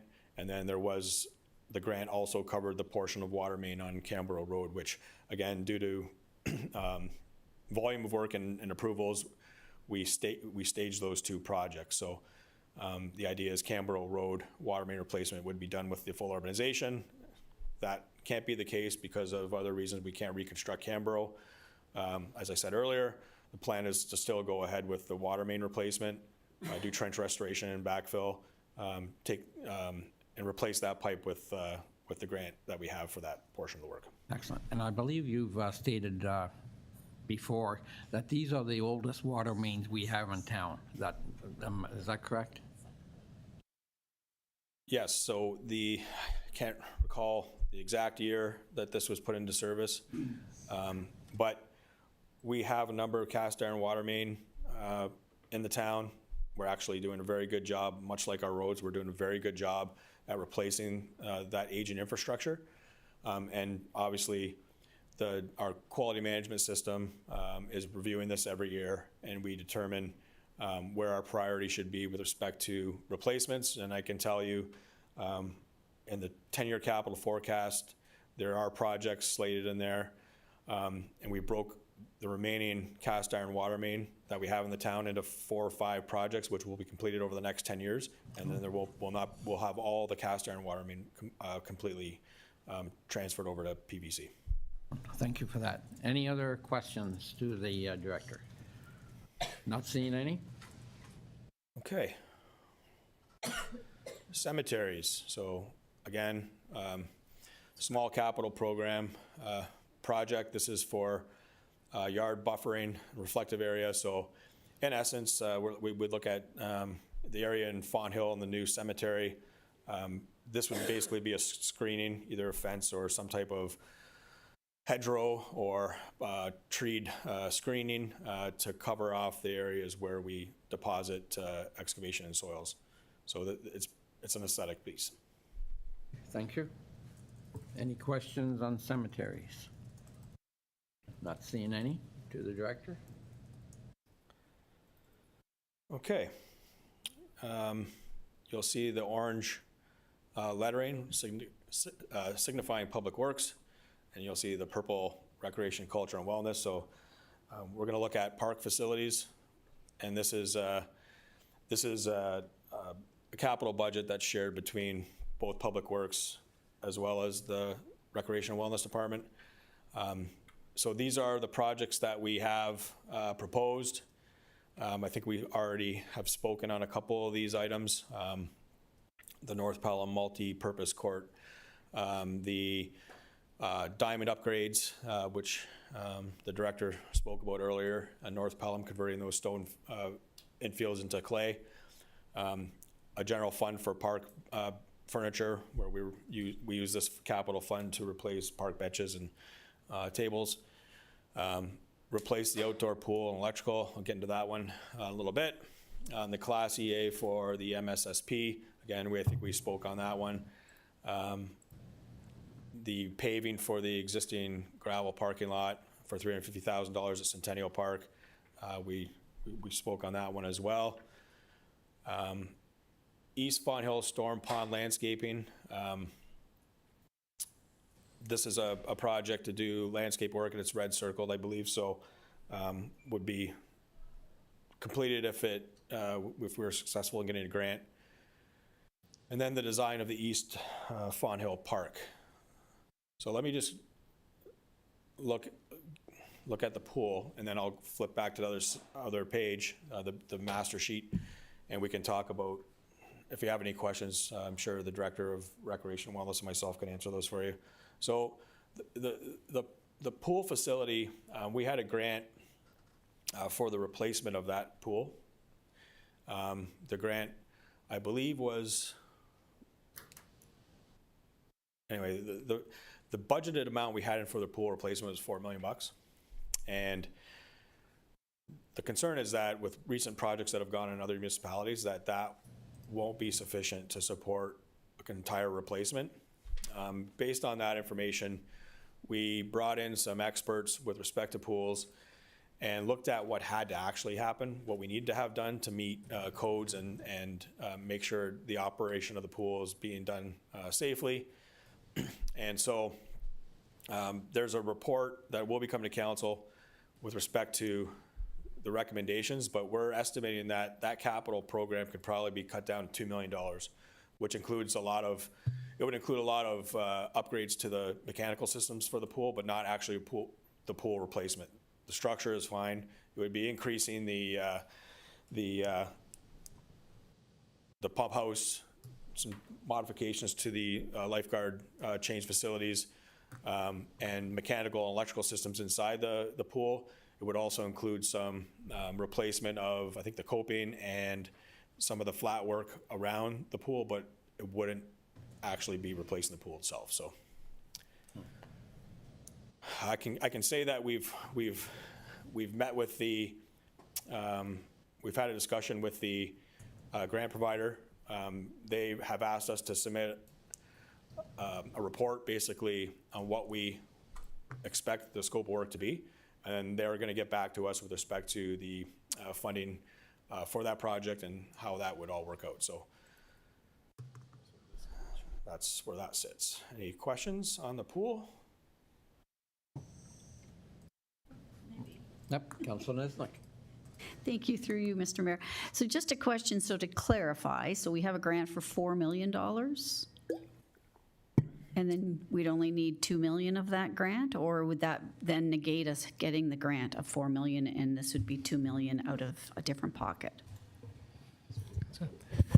Through you, Mr. Mayor. So my understanding is that the original grant was approximately $2 million, and at that time, the original scope of the project was about $4 million. The grant can cover up to 73% of the cost, with the remaining coming from the town. And since the scope has been revised now, that the revised scope is $2 million, and we've applied 73%, which is a maximum that can come from the grant. Thank you. Thank you. Any other questions? Not seeing any. To the director. Okay, and I think we talked about this one, so I won't spend a lot of time on it, but again, this is the municipal class EA for the entrance to the park. We have a capital budget ask of $250,000 to complete that work. And then we already talked about this one as well. This is the resurfacing of the existing gravel parking lots at Centennial Park. So I'll just scroll back up to the overall sheet, and if anybody has any questions. Councillor Kerr? I guess two things. One was the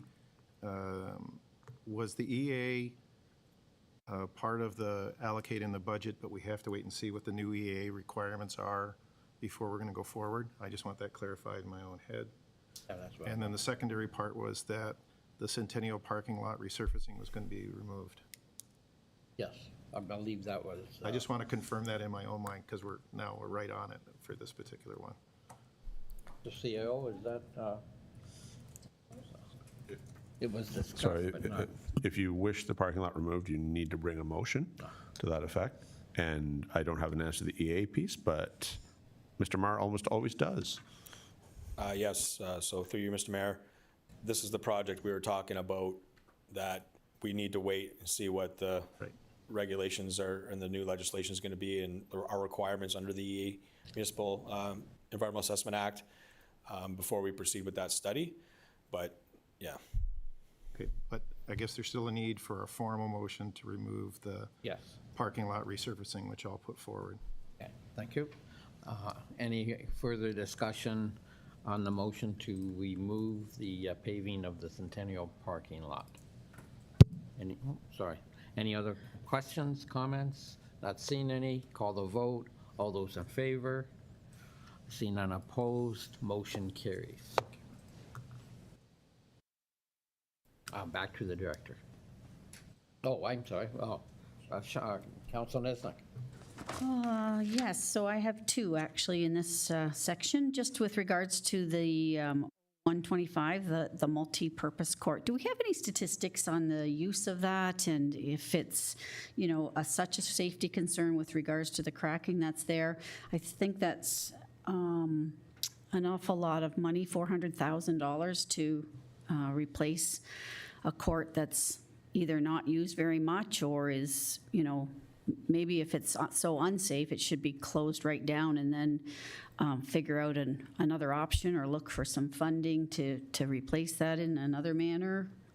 I just don't know how much it's used and if it's $400,000 worth of being used. So I just find that awfully high for that court area. Since we're already doing, I'm certainly in favor of changing the ball diamond surfaces. That's because I'm sure that's well used and that's necessary. But just wondering, I guess I'd like to make a motion to pull that, or if you want to give us some further explanation, then I can make my decision about pulling it or not. To Director of Recreation, Ms. Red Mavenboy. Through you, Mr. Mayor. The actual courts are in very poor condition. And it's probably to our benefit that they're not used. The cracks are quite large. If anything, I would recommend to remove the courts. I was just out there again just to reassure myself that it is in such poor condition. And the courts themselves are very large compared to any other court that we normally have. We are lacking multi-purpose courts since we lost the multi-purpose court at the old arena site. And we do require additional courts. We actually do not have a multi-purpose court other than the basketball area that's open to the public at Centennial Park. The new courts, we do have a basketball area that's open to the public, but we do not have a multi-purpose court that's accessible to the public right at the moment, other than those ones, and they are in very poor condition. The replacement would never be the size that they are now, and in fact, if we decided to entertain bocce courts, there would be an area there if we were to even replace the multipurpose court with a open court that the public could use, as well as perhaps bocce courts. Definitely, we need to do something at some point with that facility. Yes. And before I go back to the counselor, that is the only recreational piece in that village. So, and I know I drive by that road quite a bit, and I do see a lot of usage on that court. I'm kind of surprised that you're saying we should do away with it. I realize everybody has bicycles and cars to go to other parts of the town to use those facilities, but like I say, it's one of the main things for that village for those people to use. Go ahead, Director. I'm not saying to do away with it. It needs to be replaced, just due to the condition of it. Okay. So start at zero again, basically. The area is very large. I've never seen such a large multipurpose court. Okay. It's very large. It's full-size tennis. The basketball courts are huge. Yeah. You could do better with the area if you repurposed it and constructed another multipurpose court and perhaps something else alongside of it. Excellent. Okay, thank you for that. Back to the counselor. Okay, so given that, I would like a motion to pull that, but then I'd also like to add in that we do pay for the removal of that court since it's in such poor condition, and then have a report back from Recreation with regards to what could be used to replace that in the, maybe not next year, not in this year's budget, but for 2026's budget. So remove it this year, get a plan in place, figure out whether we want to do the bocce courts and a smaller surface for the 2026 budget. So removing it won't cost $400,000, correct, in my opinion? So those are my thoughts I'd like to see happen. So you're putting that motion forward that we will discuss? Thank you. Okay, thank you. Comments on Councillor Nesnick's motion? Councillor Kerr. I guess there's two parts to this. One is, if people are utilizing the facility right now, yes, there's large cracks, everything, et cetera, et cetera. My instinct tells me they are adapting to what's there. So removing it and leaving it empty doesn't really enhance anything for the local residents by just leaving it open space. It probably behooves us more that we do a full site review to optimize the space to a smaller footprint for a multi-purpose part. Look at the bocce courts. In other words, do a site review, but I don't think that is all dependent on removing the existing material that is there now. Yes, there's issues, but unless there's an incredible safety or legal issue associated with it, pulling it out of the ground doesn't really solve anything. It just leaves an open hole that we now have to think about in the future. So I worked on a lot of things where you leave it until you're absolutely forced to take it out, but generally you have a plan in place of what you're going to replace it with. So it's a removal and then rebuild instantly rather than a removal, let's let it sit for a year or two and then rebuild it. So I'm a little confused as to the need to physically remove that court without doing anything in its place in the calendar year of 2025. Yeah, thank you for your comments. Councilor Eckert. I'm kind of reading between the lines here of what Ms. Van Ravensway was saying, but I think, are we worried about liability? That if we leave it in the condition that it's in, that we've identified it, that it's not in very good condition with large cracks, and somebody breaks their leg or breaks their ankle, are we opening ourselves up to the fact that we shouldn't have had this facility open to the general public? And that's why you were saying tear it out. If you don't even rebuild, at least tear it out. Is that your concern? To the director. Through you, Mr. Mayor.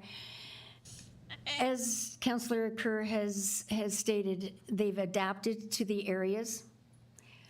We no longer place nets up in the court area. So we're not encouraging play in the, the tennis, if you call it that, area. But I would hate to remove it and leave the residents with absolutely nothing. That park is used tremendously. It's amazing. It's in North Pelham, but Pelham Minor Ball, they're bringing people in there nightly. Every night it's used till dusk. And I am positive that people are using it. We have not received any injury complaints, and I would imagine that they are adapting to the areas that they can use. Counselor? Okay, thank you. I have reservations about removing this then. There's not much out there for the people out there in that area. I'm seeing where the funds are coming from. I realize it's all tax money, but it's kind of a quandary. I have difficulty leaving it the way it is. I know I've spoken to a number of ladies who use that facility on a regular basis, and one of their questions is, when are you going to finally do something about the surface out there? So I like the idea of a smaller surface, and then we've got an area where if we decide to put the bocce in, that would work out there. So, and I'm certainly in favor of, if we're redoing the ball diamonds, let's get it done. So I would be hesitant to remove this item. Thank you, Counselor. Any other comments? Wait, I got to go back here. You've already spoken to it. Go ahead, Counselor Olson. Yes, thank you, Mayor. Yes, I would not support the motion to remove this, and I would leave it the way it is. It's vague enough to say redevelopment, which could become whatever we want it to be, because North Pelham doesn't have, this is the only park, and they are ratepayers, and half of the money's going to come from the Parkland Reserve anyway. So I would, for those reasons, I would not be in favor of removing it. I would leave it exactly the way it is, and let our friends at the RCW develop what the plan would be. Okay, thank you. Counselor Kerr. Oh, wait, I'm sorry, Deputy Mayor? Yes, so as much as I'd like to see this diverted to Lookout Point Park, I agree with it. You know, if it's too big, let's reduce the size. If it's in disrepair such that people aren't using it, let's get it fixed. So I would be in favor of moving forward with this. Okay, thank you. Now I'll go back to Counselor Kerr. Yeah, just my last point. I think RCW will come up with a plan for the future for that site that would reduce the footprint of it. And the cost of rebuilding that is part of what this is all about versus just pulling out. So I'm in favor of leaving it in. It's a limited entity for the North Pelham people and surrounding area. And that if it's being used right now, we don't leave a hole in the ground, but that doesn't preclude us from coming up with a better plan of optimizing the facility that's there. And that's what this is all about. Redevelopment is, in my view, optimization of it. Okay, thank you. Councilor Nestor, you could withdraw, or do you want us to vote? Yeah, no, it's evident that it's, I'll withdraw it, but I do have a concern that if it's in very poor condition, it should not be being used as is right now. So my thought is, if you can pull it out and then put the plan in place, if you want to keep the money there, that's fine, and then get it redeveloped for the spring of 2025, I'm all in favor of that. That's fine with me. So yeah, I'll withdraw the motion basically, but I do have the big concern about it being in very poor condition, and we are exposing ourselves to some liability if an injury occurs there. And we know it's in poor condition. And you mentioned very poor, and you double checked it again, and those, like, it's only going to take one little person to hurt themselves on it. Okay, thank you, Counselor. Any other discussion? Not seeing any. I go back to the director. Okay, so I'll turn it over to Sama now. Oh, wait, go ahead, Councilor Niznik. So, sorry, just down to 0825, the design of the East Font Hill Park. $150,000 for a design. I'm just questioning, do we not have already some parks in place with previous design parks that we could just double up and take that money and use it towards actually the creation of the park rather than a design for the park? So I think we have enough parks that we can just kind of ditto it, in my opinion. Just thoughts. Thank you. Through you, Mr. Mayor, I'll pass this one over to Director of Recreation, Culture and Wellness. To the Director of Recreation. Through you, Mr. Mayor, this property, the way it is, has never been, it needs to be leveled, it needs to be redesigned, the drainage, the whole area needs to be designed so that, and there's the wetland beside it. It's more than just pulling a design from somewhere else and putting it there. This is part of I don't want to say a natural park, but it's an area with abutting lands that definitely would need more than just pulling something and throwing, So I would recommend a design that has all aspects included in it, and I believe in 2026, there's money allotted for the actual development. To the Councilor. Okay, that clarifies things. Thank you very much. I was thinking maybe different park. I was thinking playground equipment, like just, but this is a different park plan. Okay, yeah, if you need all those done, then that's going to cost us some money. So fair enough. Thank you. Thank you, Councilor. Any other questions? Not seeing any? Now we're ready for the Deputy Treasurer.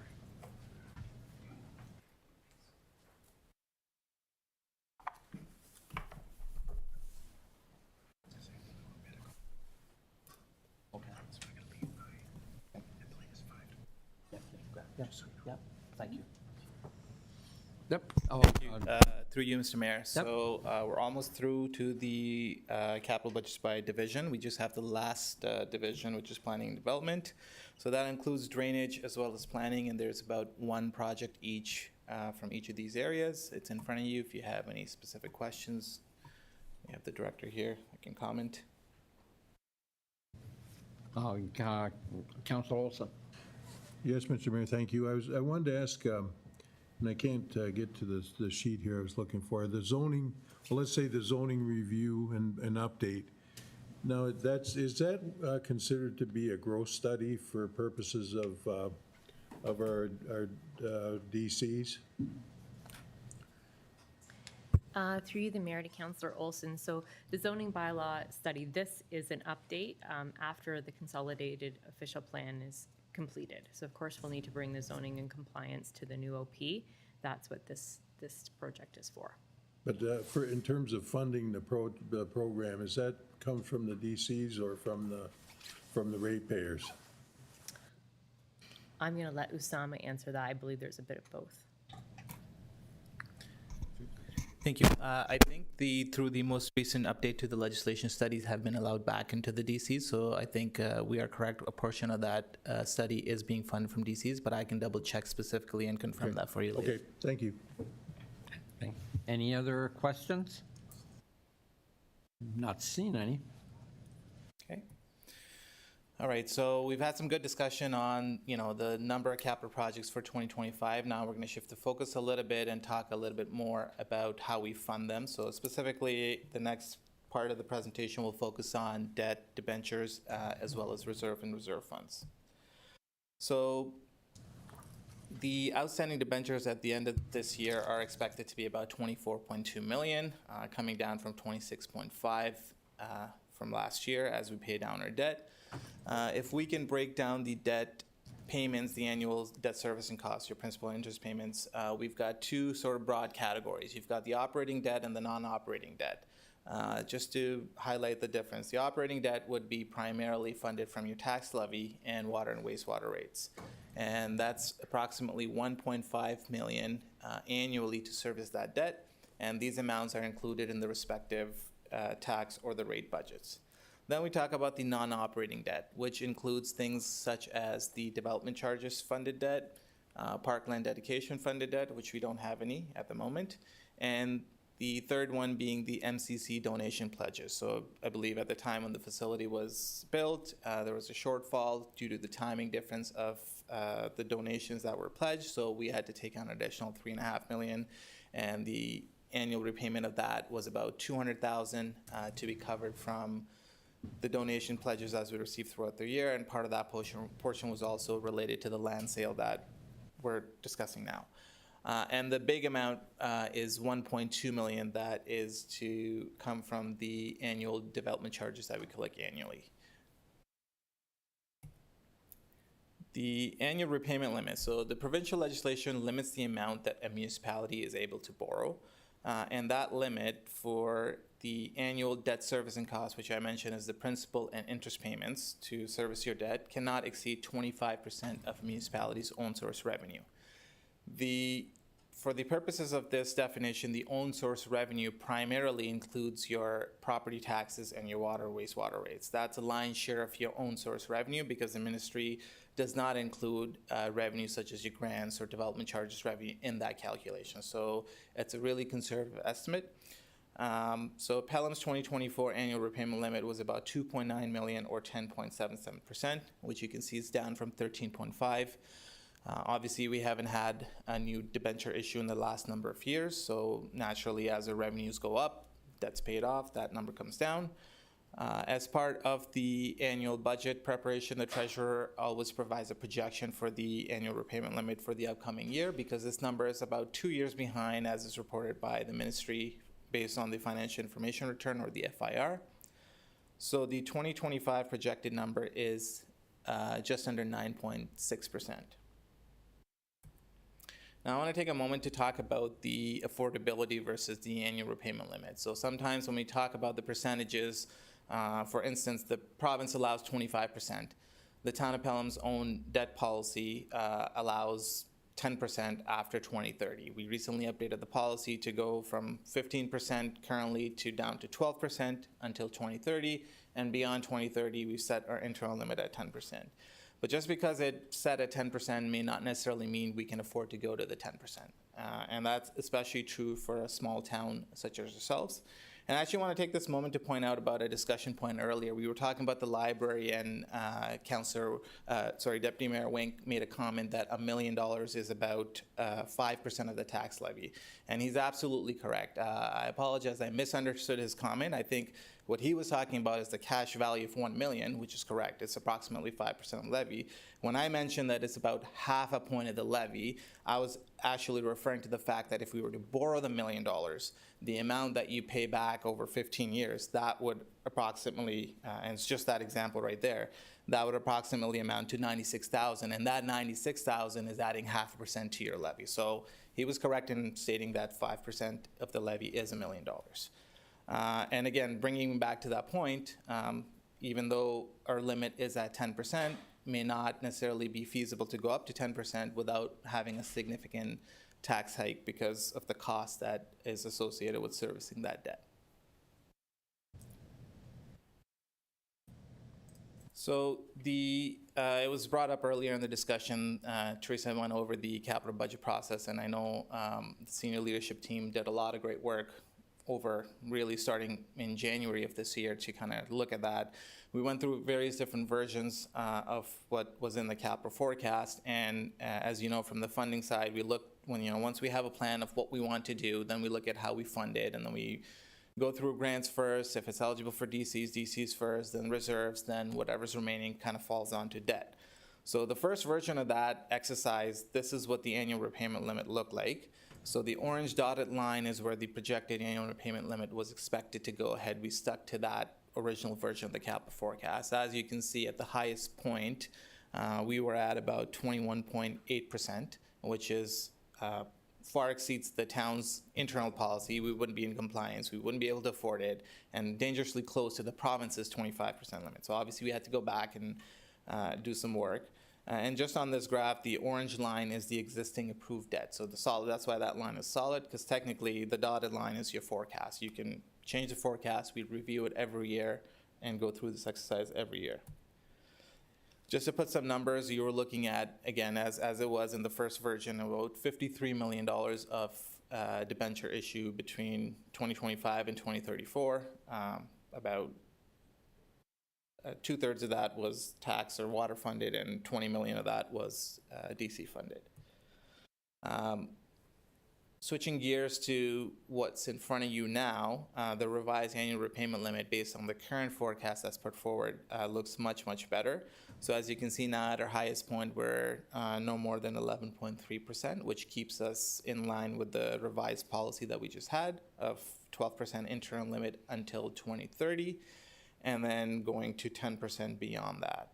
And the solid line doesn't really change much because that's really taking into account the existing debt, as well as we forecasted in. I know we've talked about the two major facilities, so we have forecasted in the potential debt payments for the Fire Station 1 facility as well as Public Works facility as part of that blue solid line.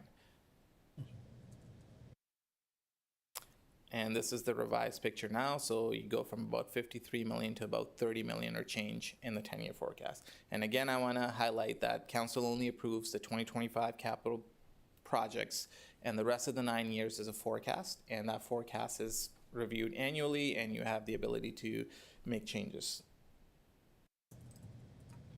And this is just included in the budget package, so this is the projection of the annual repayment limit over the next number of years. And lastly, I just wanted to show a comparison. So I want to preface this by saying this is based on 2022 FIR data. That was the most recently available for all the municipalities that I looked at. And when we compare ourselves to the rest of the municipalities in the Niagara region, we're definitely the highest, as you can see. We're about, the green line is the median, so we're about 3 times the median, and the orange line or the yellow line is the average, and we're about 2 times the average for the rest of the municipalities. So again, just highlighting, going back to the ARL versus affordability for a town our size, we want to keep these things in mind. So I think that concludes the debt section of the presentation. Are there any specific questions? If I should pause, and then I can keep going afterwards. Councilor Olson? Yes, thank you, Mayor. Question about the library balance on the development charges.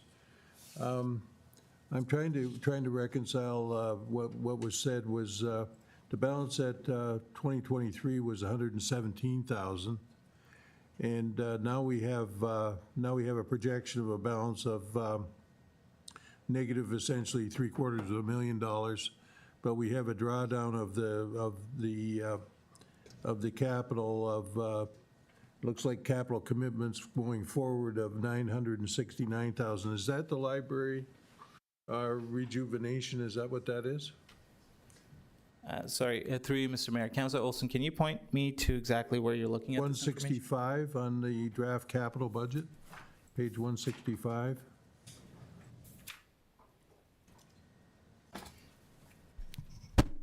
That is correct. So the 989,000 that you see in the commitments, that is from the previous approved capital project. So the library project was approved in 2024 capital budget.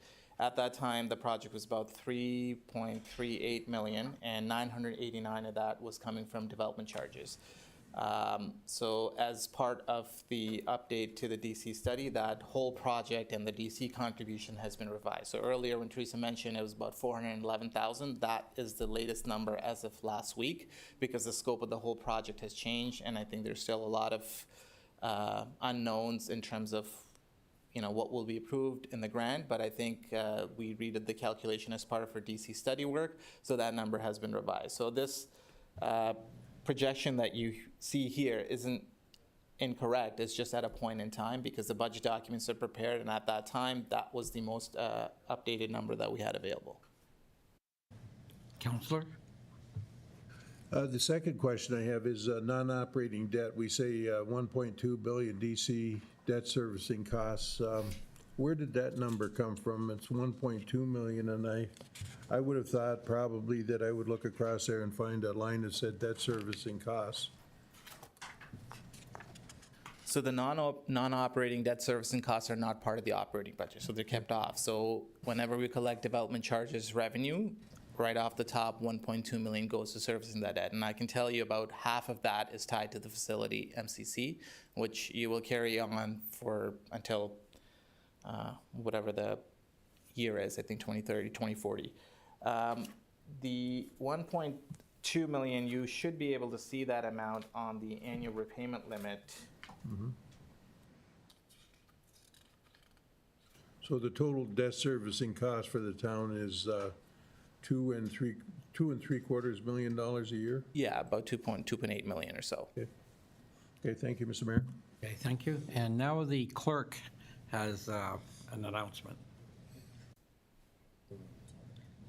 Yes, we are approaching 1 p.m. If council wishes to extend until 1:30, we would be looking for a mover for that motion and a 2/3 vote. We have a mover and a seconder, and no discussion. Let's have a vote to extend it to 1:30. All those in favor? And I see none opposed. We are now going to 1:30, and we're back to you, sir. Thank you. Oh, any other questions to the presenter? No, I don't see anything, Osama. Thank you. So I will continue on with the presentation looking at the reserve forecast. Again, this diagram just kind of depicts how the operating budget contributes to the capital reserves by way of reserve fund contributions, and then those reserve funds are used to fund the capital expenditures. This is included in your budget packages. I don't want to go into too much detail, but it specifically highlights the different types of reserve funds that we have, obligatory versus discretionary reserve versus reserve funds, and how we fund them and how we use them. I do want to spend a little bit of time talking about the history of reserve funds at the town. So historically, the tax-funded reserve and reserve funds were not very well funded. However, in the last 6 years, we've done a great job of trying to contribute consistently and increasing those contributions on an annual basis. So that is evident in our financials, as you've seen that we have been able to avoid a lot of the debt that was originally forecasted 6 years ago in the last number of years.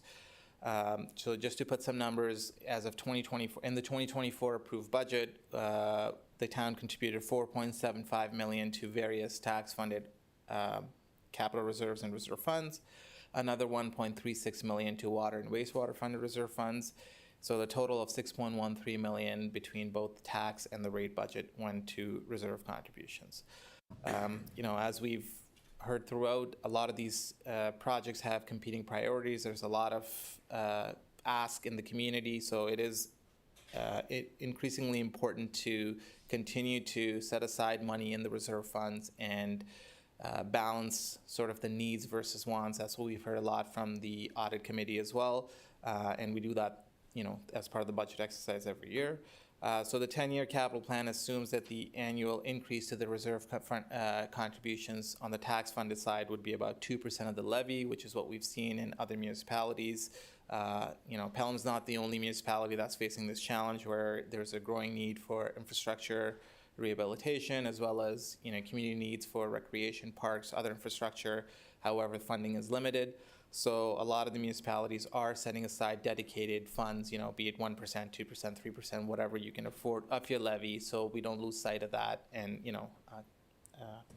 in terms of contributions to the reserves. And lastly, the water and wastewater reserve fund contributions are based on the BMA study. So we do a water long-range financial plan every 5 years, and the most recent one was completed by BMA Management Consultants. They recommend the appropriate level of contributions to those reserves based on what the inputs are. So this information, again, is also included, everything that I say is included in your budget package, but I've only shown the 4 years of the overall reserve fund forecast summary.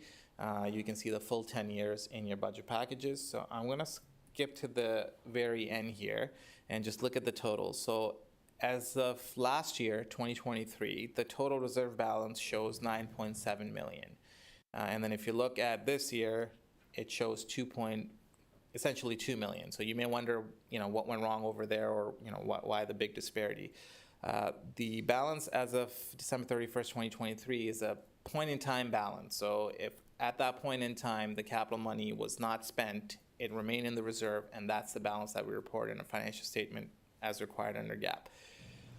The 2024 projected balance includes all the commitments. So a lot of the money that we have currently sitting in the reserve fund has been approved through previous capital projects, be it 2024 projects or 2023 projects. So the money's approved and committed, however, not just yet spent. So that's why the 2024 balance shows that significant decrease. Now, are we going to spend all the money that's been committed in the reserve funds in the next calendar month? Probably not. So the actual balance at the end of December 24th would probably look very similar to 9.7, but it really does show you the true picture that we don't have a lot of, availability in our reserves. Now, the good news is, as you look towards the future, as I mentioned, the forecast does assume if we were to set aside 2% of the levy every year, and based on the capital plan that's in front of you, if you were to, stay within that plan, then you do see an improvement. The next couple of years, they may look tight. You may have certain reserves that are in red. Again, we monitor that very closely from a cash flow standpoint, but the important thing we want to really focus on is, are we setting aside enough, and what are we spending, right? So when I mentioned we've done a really good job in the last 6 years, somebody can make an argument to say we've spent so much money contributing to the reserves in the last 6 years. How come it still looks like we don't currently have a whole lot? And the answer to that is we've had a lot of capital expenditures in the last number of years, specifically COVID and the cost of inflation. A lot of our capital projects were above and beyond what we had anticipated spending. So we could have been, in other words, if you look at it another way, we could have been in a lot worse situation had we not been setting that money aside. So you can see that there is improvement. So it's important to kind of continue to contribute to the reserves, as well as relook at the capital forecast every year. Again, going back to audit committee's recommendation, focusing on that, what's needed and what's sort of a nice to have, and what's the appropriate timing of doing some of that. Because if we can delay some of these things out into the future while we build up those contributions, we would be able to avoid a lot of the debt that might already be in the forecast. The reserve fund target, so there's currently already an approved policy that highlights the reserve fund targets. I've showed this graph every year just to kind of highlight where we are in terms of, in comparison to our policy. So the blue graph, or the blue bars represent the target minimum range. The orange bars represent the target range, and the green bars represent the maximum range for each one of these capital funding reserves. As you can see, aside from maybe a couple of them, we're not in the target range for any of them. Again, this is taking into account everything that's already been committed. This may not be the actual balance at this point in time, but like I said, that money is committed through approved projects. So it shows that we still have some work to do, and continue to contribute to the reserves, and managing the capital costs in the forecast can get us there.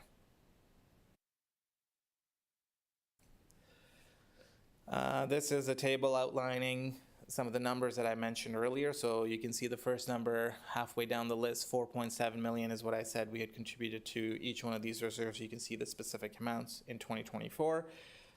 We're growing that contribution to 5.01 million in 2025, and then from there on 2%, or roughly about 400,000 increase every year.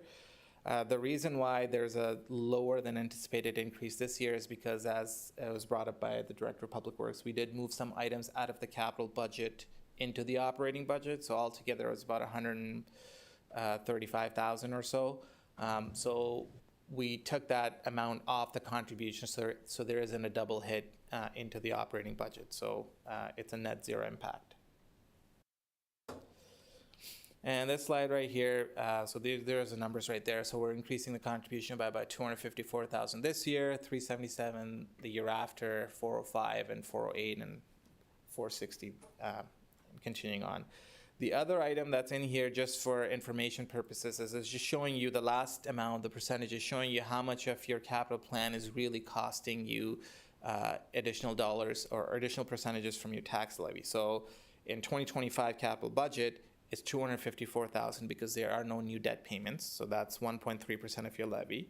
When you look to 2026, it's showing you that, well, if you increase the contribution to reserve by $377,000, that's approximately just under 2% of the levy.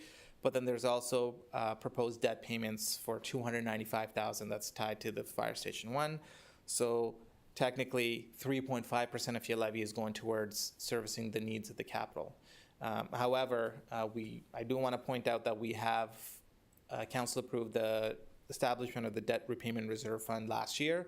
So through contributions to that reserve, we will have sufficient funds in that reserve to be able to offset that. So when we come to 2026, it wouldn't be a 3.5% hit, because whatever that $295 payment is, we can offset it from the contribution from that reserve. So that just shows you that. And I believe that concludes the reserve section as well as the presentation as a whole. Happy to take any questions. Okay, thank you very much. Any questions on the presentation?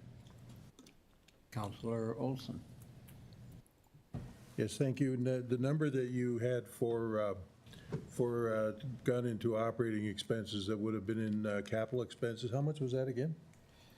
I believe it was $135,000. Was there anything, like if we try and step from last budget to this budget coming up, that will be another $135,000. Is there any other departments that have done that you know of that have made that move to make it into an operating expense from a capital expense? Yeah, so at the town, through you, Mr. Mayor, at the town, for this year's budget, if I understand the question correctly, we've done it in two departments. One is fleet, I believe that's about $91,000, and then the other one that Mr. Marr mentioned was engineering or roads. So that's about $35,000. So 91 plus 35 is about 127. Those are the two areas. So yes, if you do look in the operating budget in the operations department, you would see a $35,000 increase for the contractor services for engineering, and then we've offset that by reducing $35,000 less to the reserves. Will we be having a conversation about DC charges and the loans and things like that we can do, the availability of loans? And I'm asking Mr. Cribbs for that. Like we have the DC charges around the budget coming up. Is that when or do you want to have that conversation now? I don't think this is the best time for that conversation. The DC charges are going to be with us in 48 hours. That's a very significant conversation, and in fairness, I'm not, we think we know what you're going to decide, but of course, famous last words.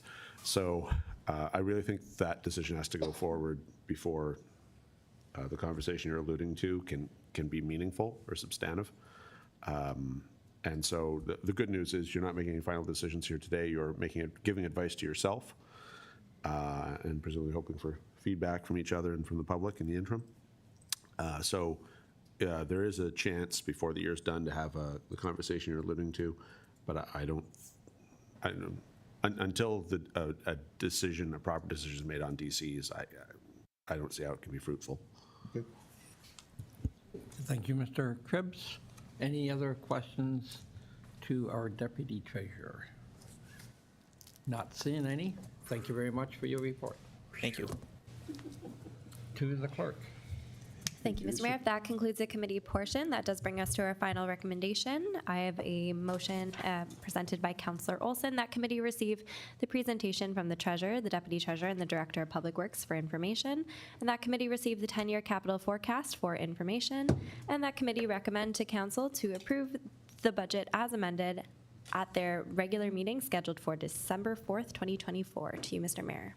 Okay, thank you. Any comments, questions? Obviously, on behalf of council, I want to thank staff for bringing forward a very detailed capital budget and expenses, and obviously a lot of work went into it. Not seeing any other comments or questions, I'll call the vote. All those in favor? I see none opposed. Motion carries. Thank you, Mr. Mayor. That brings us to adjournment. I have a motion put forward by Councillor Niznik that this special meeting of committee be adjourned. To you, Mr. Mayor. All those in favor?